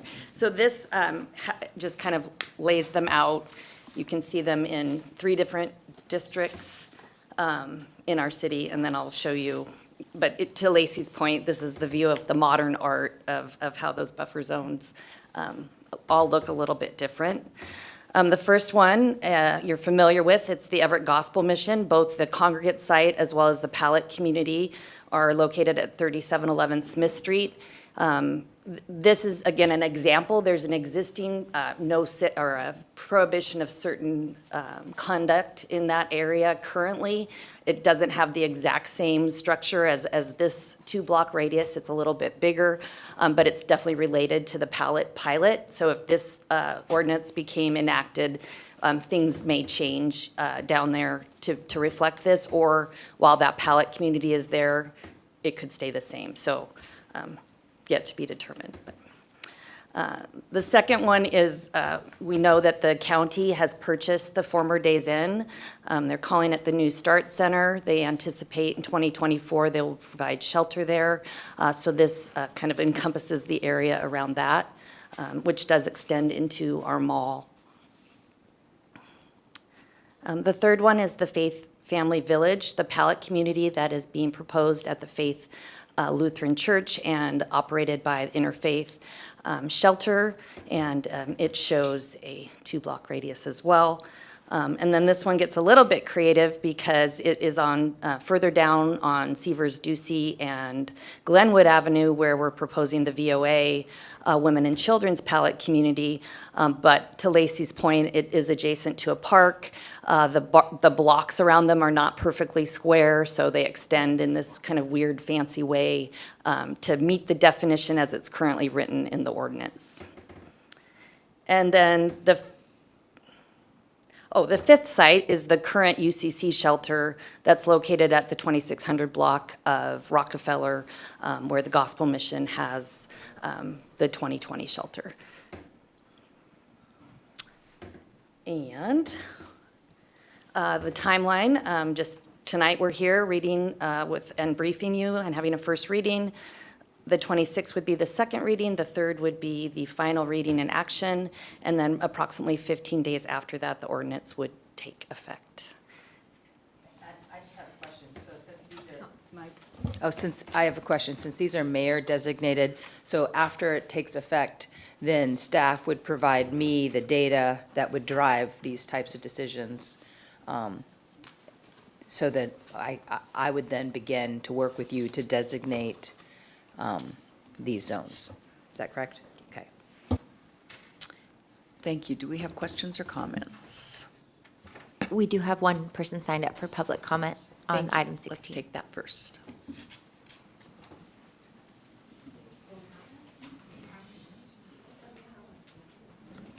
Please state your name again for the record. Thank you. My name is Brian Partington. I live at 2005 33rd Street in Everett, Washington, and I'm on the border of the existing no sit, no lie ordinance. And I don't think that these ordinances, well, I think that they kind of move around a problem in a way that doesn't actually solve the problem and pushes problems into other people's front and backyards. And I know that since we are so close to Andy's Place and Compass Health, it's possible that a no sit, no lie area might be set up in our neighborhood, and the problem would be pushed further out to someone else's neighborhood in what I think is probably a similar way that it's been pushed into ours. And I'm running out. Okay, I have 2 minutes. Okay. So I get to see what the security staff at Andy's Place does every day, and they are brave and well, at least to my knowledge, from what I've seen, they're brave and competent de-escalators. But their work stops at the street. It is routine. They stay, on their block. They don't cross the street and address issues that happen across the street, which I understand because they already have a lot on their plate. Except for one time where there was a person sitting in line on the corner of 33rd and Lombard, clearly in distress and moaning, and they crossed the street to help that person out and make sure that they were doing okay. And I'm not sure where that person would be sitting and moaning if this kind of ordinance was in effect around Andy's Place or Compass Health. And I don't know what help they would have received. I guess it's similar to other stories from providers here that, I don't know, it's a complicated situation, I understand, but 30 seconds. I just think this makes the situation even more complicated, really. Thank you. And that wraps up the public comment for this evening. Yes, sir, if you'd like to give public comment, please come state your name and have you already spoken on this matter? We are out of public comment sheets, so if you would like to provide public comment, just come on up. Paula Townsell, resident of Everett's District 3. I'll save my opinion on the no sit, no lie when I've had a chance to kind of take in everything we got tonight, but I figured this is the best time to come up and say what I think about a 2-block radius. I have issues from a land use standing point about a 2-block radius. District 3 has a real shortage of actual blocks. It's kind of North Everett centric to think we should measure in blocks. I highly recommend we find out what a typical city block is that you'd like to consider, take it times 2, and do the radius from there. The blocks, from what I could see in the maps on the screen, they're pretty, I understand we take in a corner of any parcel that's inside that area. What I don't understand is why we have skinny ones, because some of the blocks are skinnier and longer. Let's just keep it simple. Let's make it consistent throughout the city. Let's keep our code clean. Let's go with a radius with the feet in it. Also, I would advise that we look at where the I-5 corridor chopped through that area out by the Days Inn. Let's include in it that we don't go past natural barriers like I-5. If 2,000 feet puts us on the other side of I-5, let's just skip that. Nobody's cutting across I-5 to be included in a no sit, no lie. That's an irrelevant area. So let's keep it clean. Let's use feet. Let's not use blocks that we don't have. Or can we get blocks in Central Everett with alleys so I can do an ADU in my backyard? Thank you very much. Council President, I do believe staff might have a comment to why it's blocks. Thank you. Julie, did you want to speak to that, or if not, Lacey, do you want to speak to that? I don't know that there is necessarily a reason. I can speak to it. I was in the Okay. meeting. We all had a meeting about this, and so what I recall from the meeting, and Chief or others here can correct me if I'm wrong, there was a in-depth discussion that staff had as they were working on this around Paula Townsell's question and concern. We all kind of share that concerns because they're so different throughout Everett. But in order to enforce, our law enforcement would need some type of tool, and if they're out there with a measuring tape, it doesn't really work, right? And so blocks, even though it's wildly imperfect, it's kind of the best tool that we as a team could come up with at the time. Because again, it's very hard to eyeball whatever, however many feet or yards something is, whereas blocks you can actually eyeball. And so that is why the team came up with that. But just so you know, we had a rich discussion about that very issue, Ms. Townsell. Yep, come on up if you have. And if you didn't fill out a speaker form, please make sure that you state your name and address correct for the record. Just city of residence. Thank you so much. Hi, I'm Connie, here from Everett. I just wanted to take a minute and talk about this ordinance. I am very familiar with a lot of the laws surrounding this because I've been a service provider for close to 5 years now.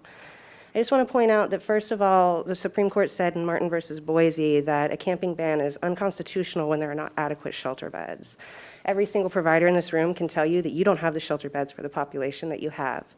Secondly, Fort Lauderdale versus Food Not Bombs ruled that it's my constitutionally protected expressive speech to hand out food and water to our hungriest neighbors. There are multiple precedents set for that. I think it's important to note that everybody here should be aware that suit will be brought if the city of Everett thinks that they're going to stop us from handing water to people who are dying of thirst. City property is not a place that you can just enact wildly unconstitutional ordinances without pushback.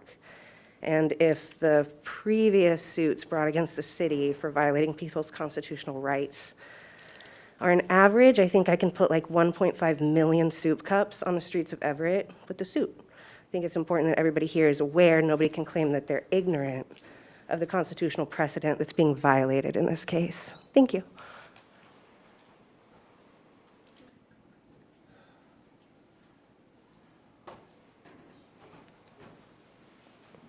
One more? Thank you.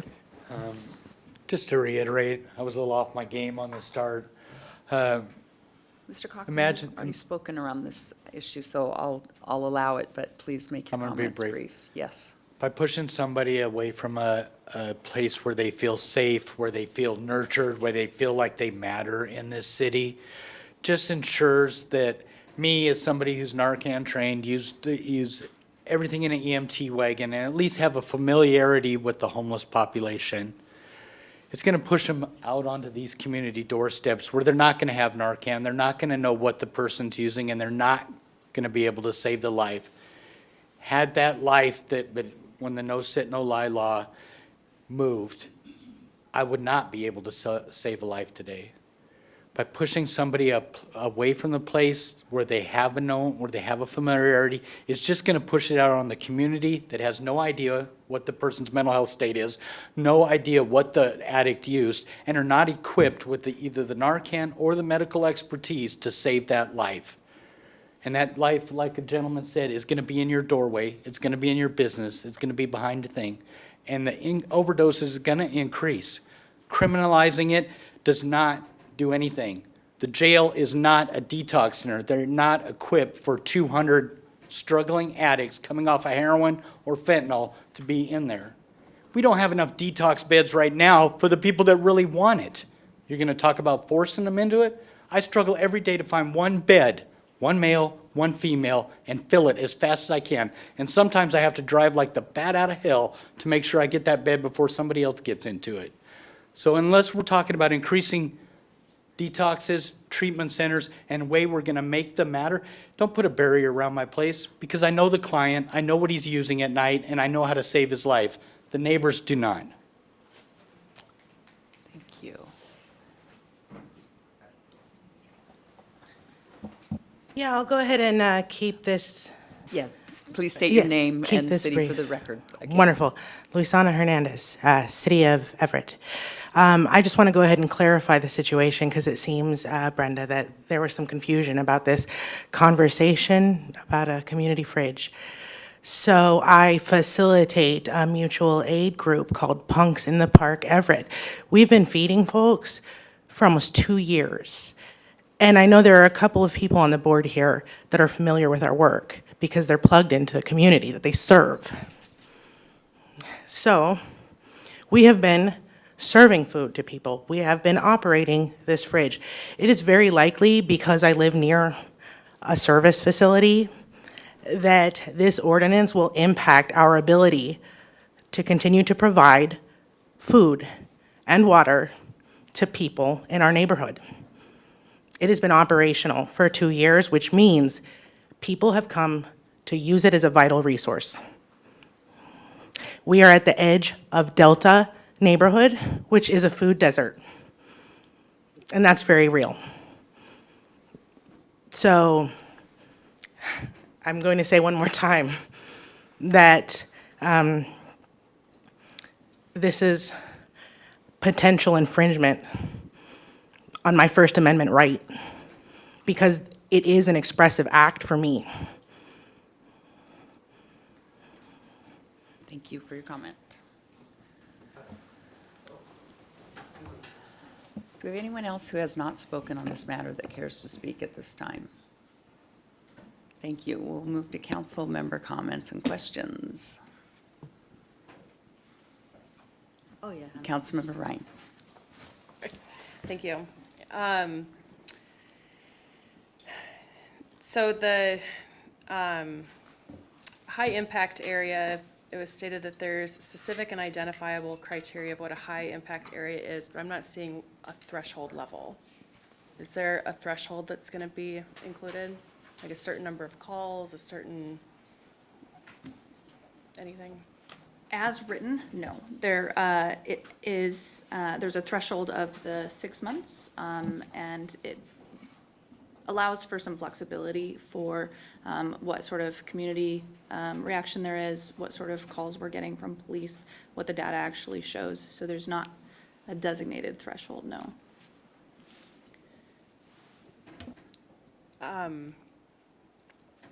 I think it's important to include a threshold of some sort so that it's more objective than subjective, and that there's more consistency across where buffer zones would be located and or not located.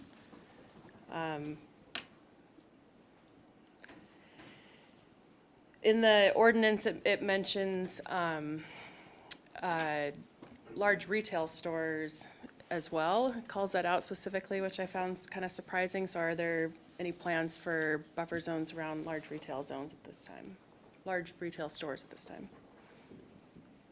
Well, I can say just that we don't have plans for buffer zones anywhere. First of all, this ordinance before you for you to help advise us.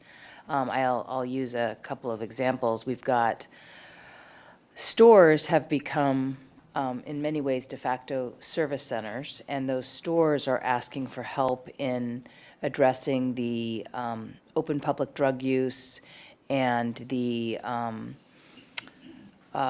kind of encampments that are happening outside of the stores that are interfering with both the people in need that are seeking water and food and, basic needs, as well as the rest of the people coming and going and the staff that are working in those stores. And so it's possible that there are retailers such as, a Fred Meyer, QFC, a Mini Mart, that we could have enough data that would say this is actually, becoming such a high impact area that we should implement a buffer zone.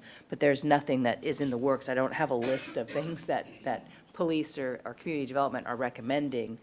This is really in relation to a couple of our shelter facilities that have become so unhealthy for the participants in those shelters. I'm sure Julie and the social workers could speak to this, but where we've had people that don't feel safe going into the services anymore because of what they're walking through every time they go in. And so, as well as the impact around. So there's not a list of ones in the wings, but this ordinance would allow that flexibility for us to begin to designate. And then as far as the legality, I completely understand, people have a right to sit and lay down. They have a right to enjoy public spaces. All of our residents, sheltered and unsheltered, struggling with behavioral health issues or not struggling with behavioral health issues, have a right to enjoy our public spaces. So there's no way we can implement buffer zones across the city for everywhere. And so I think the flexibility that's in this also allows us to say, okay, well, we can't have 50, service facility buffer zones, although we probably have 50 service facilities in the city, right? And this really allows staff to work with administration to tell us where are those areas that are really severely impacted, where the community needs that extra support. Because it would be unconstitutional to make something like this citywide where all of our streets would not, allow that. So the goal of this would be to be pretty selective and to designate sites that I know you as a council are hearing daily from residents about as well, so. Thanks. I think it'd be great to codify some different threshold levels, though, just to, like a commenter mentioned earlier, there may be a different mayor in the future, and we can't always, and just to plan for the future of what might come down the pike. I have a problem with the maps being online and how there's an expectation that a person experiencing homelessness and mental addiction might access a map online to know if they're in the right spot or not. If there are additional notification possibilities of any kind. We can absolutely take this in advisement. This is why we're here, to brief you and to hear what your concerns are, and then we can absolutely go back and readdress that. We also want to be transparent. I think one of the things I want to also remind us of is this ordinance is about public right-of-way, so businesses that own their parking lots and own their land, they have other means and laws that they are able to utilize if there's trespassing or things going on. So this is when it goes into the public right-of-way, the sidewalks, the open spaces and things like that. And then I also want to recognize that, as the mayor said, we don't have a list of organizations right now that we're like, oh, let's pass this ordinance and get out there right now and make this happen. But I want to remind us all that our growth management targets are for 66,000 more people over the next 20 years. And that means 38,000 more units of housing. And of those units of housing, that includes 7,000 shelter beds. And if we want to accomplish anywhere near shelter beds, we need to bring 119 shelter beds to our community every year for the next 20 years. And so these buffer zones aren't necessarily about looking to the past and what problems we have to solve. It's about how are we going to site future shelter moving forward. So I just throw that out there as something to consider. Thank you. Thanks. With the buffer zones, if it's implemented, where do people go? Like if they aren't allowed to sit or lie across from resources and services, where do they go? Well, I think we talked about that at the Health and Human Services Committee meeting with you, that shelter is absolutely needed in our community. And we're trying to work to add shelter using our ARPA dollars. We're trying to work with our county to add shelter into our community. We're trying to get other cities surrounding us to add more shelter into our community. So it is a high priority for us, but the obstacles that we run into make it very difficult to add any additional shelter.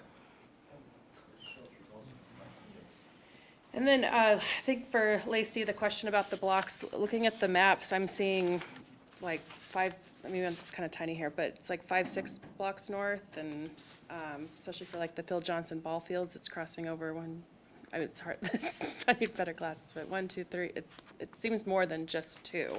Yeah. So, and from the larger map, when you see the grayed out area, it's like, that's like a square mile. Yeah, and the reason for that is in the definitions included in what would be the proposed 954.010. Both the definition of block, which is defined as basically being surrounded by city sidewalks, so that's why you see a lot of those kind of extending, but also in the definition of service facility buffer zone, which is where you see the bisection language that I referenced earlier in my briefing. So what we're looking at is getting to a city block that's surrounded by those sidewalks, and that's why they extend that way. What about the places without sidewalks? That's why it goes further to places with sidewalks. I guess South Everett wins. Sorry. Belay my last. My last question is about the punitive part. ordinance calls for up to a $500 fine, 90 days in jail, and it's as a misdemeanor. And I think people experiencing homelessness don't have $500.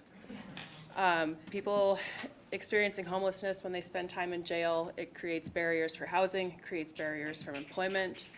Misdemeanors on their record would come up on a background check, so it's just perpetuating a system of oppression and homelessness. Any other, please? Any other comments? Councilmember Vogely. I've talked a lot, so I just want to make sure if Zarlingo or Tui or Schwab have anything. Okay, because I want to talk to, but you haven't, so. Vice President Tui. So I just have a couple questions. So the examples that you gave, these were all shelters, is that correct? So the people, that would live there, it's the people that don't live there that can be problematic. And, I mean, I know that at one point, the Salvation Army had a feeding program on Rucker, and they closed because of violence, and it was very problematic for them. And we certainly don't need that. I would be curious if we could get an update how this has worked for the Everett Gospel Mission. It's a very similar plan, so I would like to kind of hear about that, how that was worked out.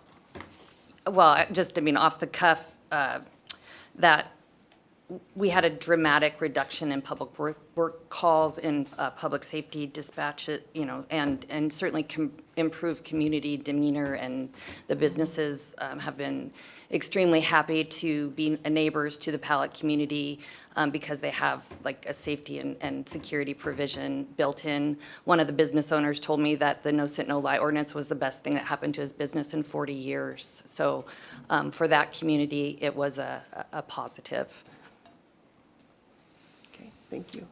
Councilmember Schwab. Yeah, to go along with that, I know the city of Tacoma has passed similar legislation. I think it's they're a very diverse population with a lot of service providers. And I just wondered at some point maybe you could reach out and just see how it's working there in Tacoma. Thank you. I think Lacey has done some review of that, so. Councilmember Zarlingo. Well, one of the previous commenters made one of the best comments tonight, describing this as being complicated, and there are consequences on all sides of what we do. One of the things I think I'd raise reflects back on the comment about a food desert. We've already seen one major retailer adjacent to our city limits close down. We've had testimony from managers of the two Fred Meyers describing how difficult it is, and I know from a lot of feedback from my neighbors, people I interact with in other neighborhoods as well, they're not always feeling safe in some of these stores, and if we make it too hard for these stores to do business, then we create more of the food deserts. The aim of this, as I understand it, is more to provide tools and some management for this, not to be punitive. I've ridden along with some of Mr. Templeman's, Chief Templeman's officers, and I've seen their compassion, their approach to things, absent the bad guys that they know, the people who are getting away with whatever they can get away with in terms of criminal behavior and exploiting others. The officers' reactions have always been first compassionate and understanding. They also know who their population is. They also know some of the problems that those folks face. So I guess I'm looking at this in terms of, is it going to be an effective tool set, not going to be a punitive approach, because that seems to be implemented only in the more extreme situations. So that's the balance I'm trying to strike here, and try to understand the complexity of this really, really complex issue. Thank you. Councilmember Fossey. Thanks. I cut out for a sec, so I didn't hear the end of some of the comments, but I did hear Councilmember Ryan mention the desire for thresholds and data, which I would also like to see added to this. And then I did have some specific questions on the particular policy, but just generally, I know that with our previous no sit, no lie that the council prior to us had passed, my neighbors in particular and around Riverside and Bayside, et cetera, did comment that they did experience increased activity of folks being pushed into their neighborhoods, and so the policy had not impacted them positively.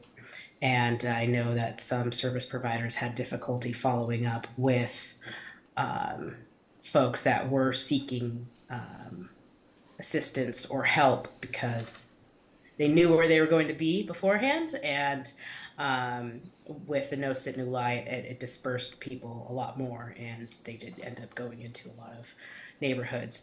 And people's concern primarily was with, obviously the criminal element side of things, because the safety of our community is very, very important, but there's also the other side, which is where I think the constitutionality side of it, of people that are just seeking shelter.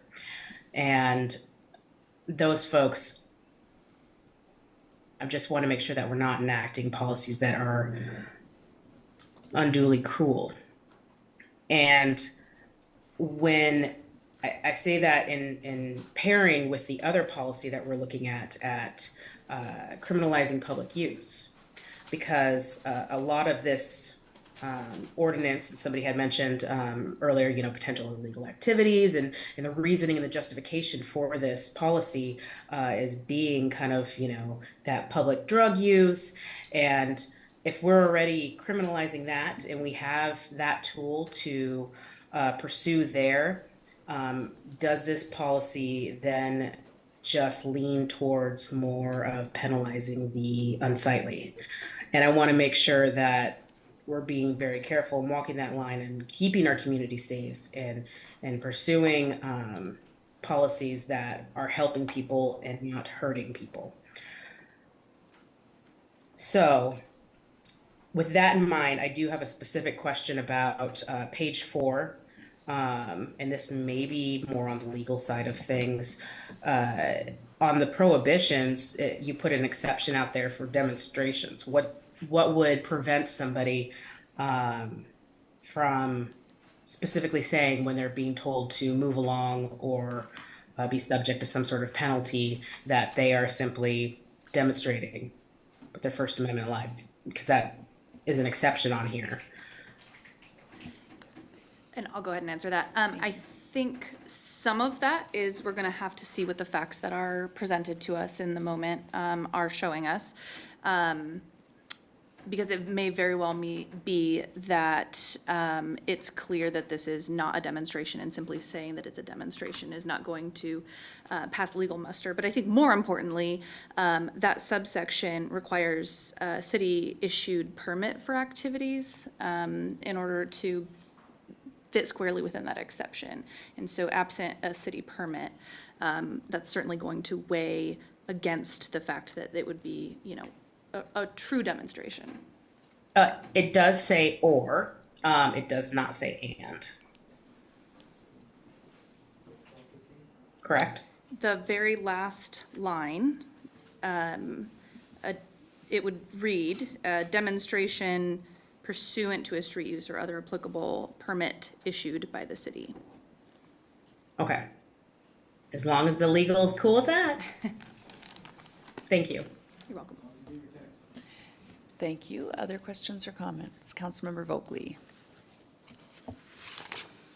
Okay, yeah, it's on. Thank you, though. Actually, considering the prohibitions, I know that Planned Parenthood has been trying, or not Planned Parenthood, the business, but the people on both sides that go there every Wednesday and other days have been trying to get a buffer zone. Does this 3, operating or patronizing an activity on the public sidewalk, is that there so we don't have to worry about Planned Parenthood? and trying to get a buffer zone around them. I know that they're not camping out, but, It doesn't apply to them. so I'm just, buffer zones have been highly regarded as we are not gonna use them because they're unconstitutional and we couldn't possibly, follow through on it, especially in the Planned Parenthood, scenario. So, I just wanna bring that up. So, how does that work? Can it work? Could we use it towards demonstrations that aren't permitted? Because I haven't seen a permit come through the office for quite some time from the people that have all of the nasty abortion pictures. So I can tell you that this was not included in the draft ordinance for that purpose or for the purpose of restricting anybody's First Amendment or religious expression rights. Absolutely not. With regard to how it would be used in particular circumstances, I don't want to posit. That's fine. Kind of off the cuff, because we're gonna be faced with situations where we really have to take a close look at it, and that would probably be one of them, but, That's a fine answer. It was kind of rhetorical, but not exactly. So, but I do thank you for your answer. Let's see, soda laws. I was thinking about also the, how difficult it is to measure blocks, and especially if you don't have blocks or if you don't have sidewalks. I think soda laws, we have those, and so there's signs up that are nice markers of points, so if there were to be an ordinance passed for this signage, that costs money, but it's a marker that you don't have to guesstimate, and, because like people have said, we don't have blocks in a lot of places. So also, if this went into effect, it wouldn't be an automatic for the Hope Church possibility, unless somebody does something that I wouldn't want. But it would take a good 6 months. And so if the county, again, this isn't the city that's saying go buy something and do it. If the county decided to go ahead and purchase a particular facility, not even Hope Church, but a particular facility, it would take 6 months of data and whatnot for a buffer zone to be implemented, it sounds like.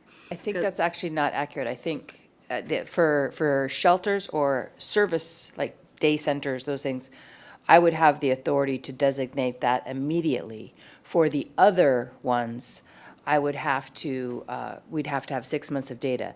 However, just because it's a shelter or whatever, doesn't necessarily mean that staff would recommend that I designate it, right? So I want to, as a message to all the service providers, just because you're operating a service that's a temporary shelter or a day center or whatever, doesn't necessarily automatically mean a buffer zone would be implemented. I will lean on the expertise of our police department, our community development department, and our legal team and administrative team who are kind of looped into the areas that we already know are experiencing a high volume of calls and concerns. So, like, we have, for example, a certain shelter in the city that is getting an incredibly high volume of calls. That is probably a likely shelter where this would be implemented more quickly. Other shelters that are not getting that volume of calls, we'd probably wait and see. So, but the other high impact areas would require a 6-month study first. Right. So, okay. And if I may just address the question of notice, which I think was in your question, and also Councilmember Ryan's question of, how is somebody supposed to know?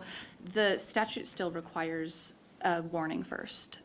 So nobody is going to be enforced on their first contact. If it actually gets to that point, there's certainly going to be personal notice, if not signage or anything like that available.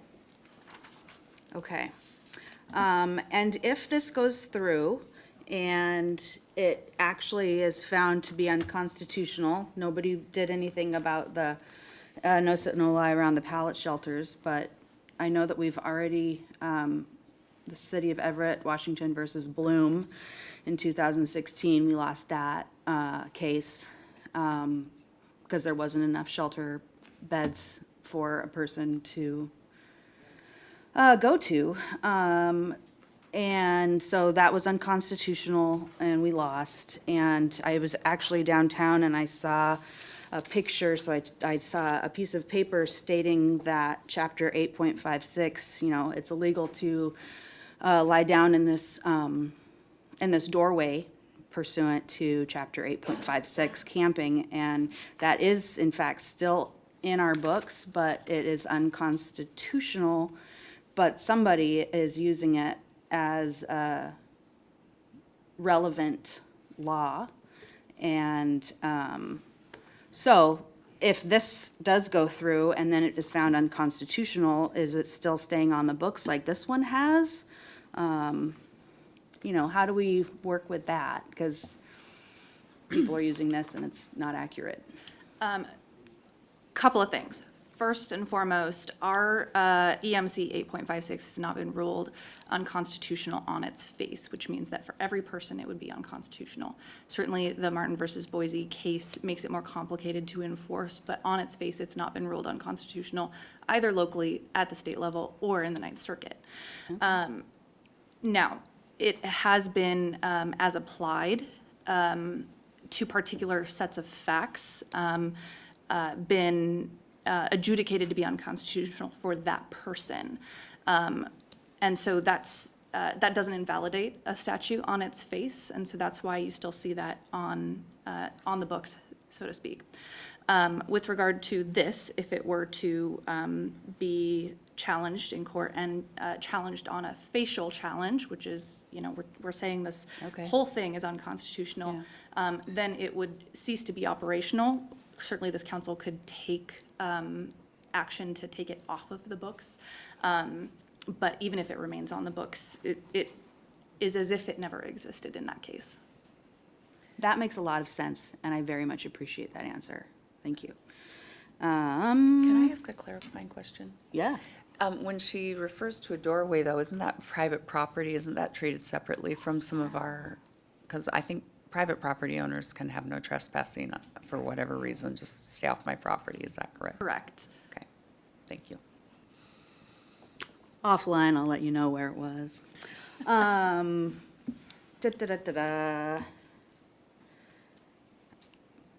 think that's kind of sort of, oh, okay, nope, two more things. Businesses, I know that a lot of people have said, let's push it out, so, you know, keep it out of our residential neighborhoods.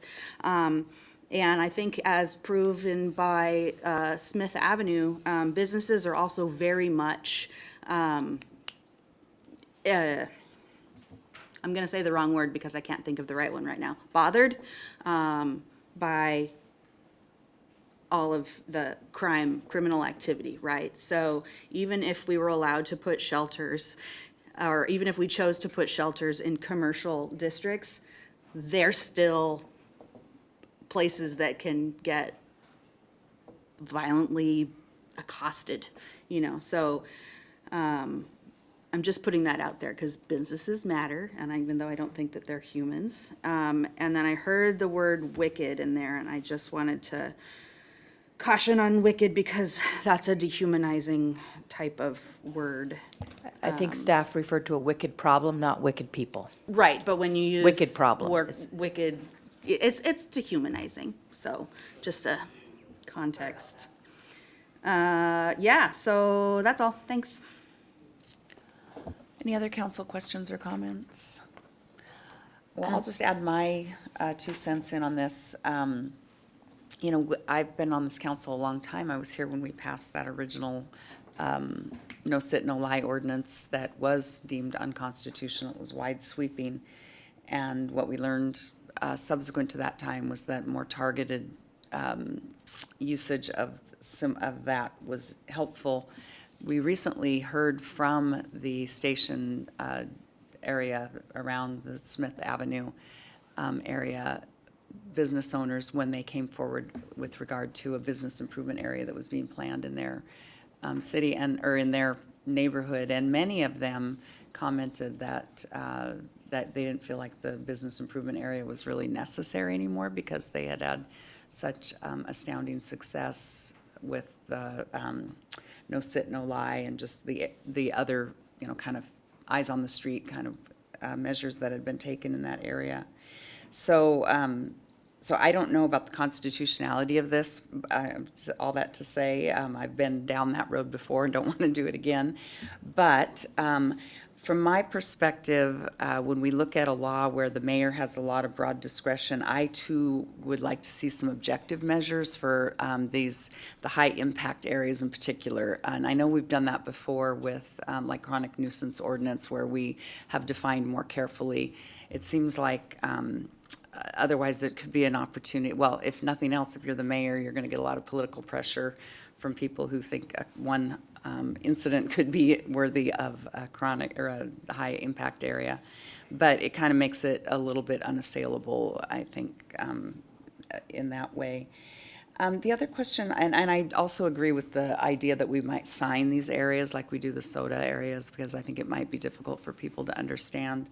And then I'm a little concerned about the very long blocks, or whatever you want to call them, and wondering if we have to measure those with sidewalks, or is there a way to just say there's a road here even though we don't have sidewalks, and that could be considered a block? Because I think the intent, my understanding is that people tend to congregate around the facility, and so having, you know, using a park or, you know, some other public space to extend out that might not make sense. I think it might increase the footprint of some of these areas in a way that might put us more likely to be challenged from a constitutional perspective. So I would just ask staff to just put some thought into that, and maybe that's not possible.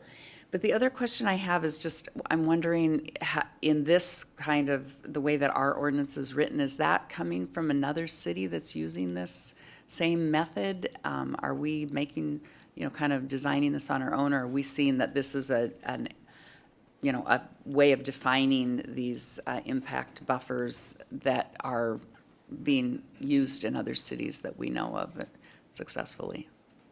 I think somebody else has already mentioned Tacoma. They are utilizing something similar. It's not exact, but they are utilizing something similar and have been for some time.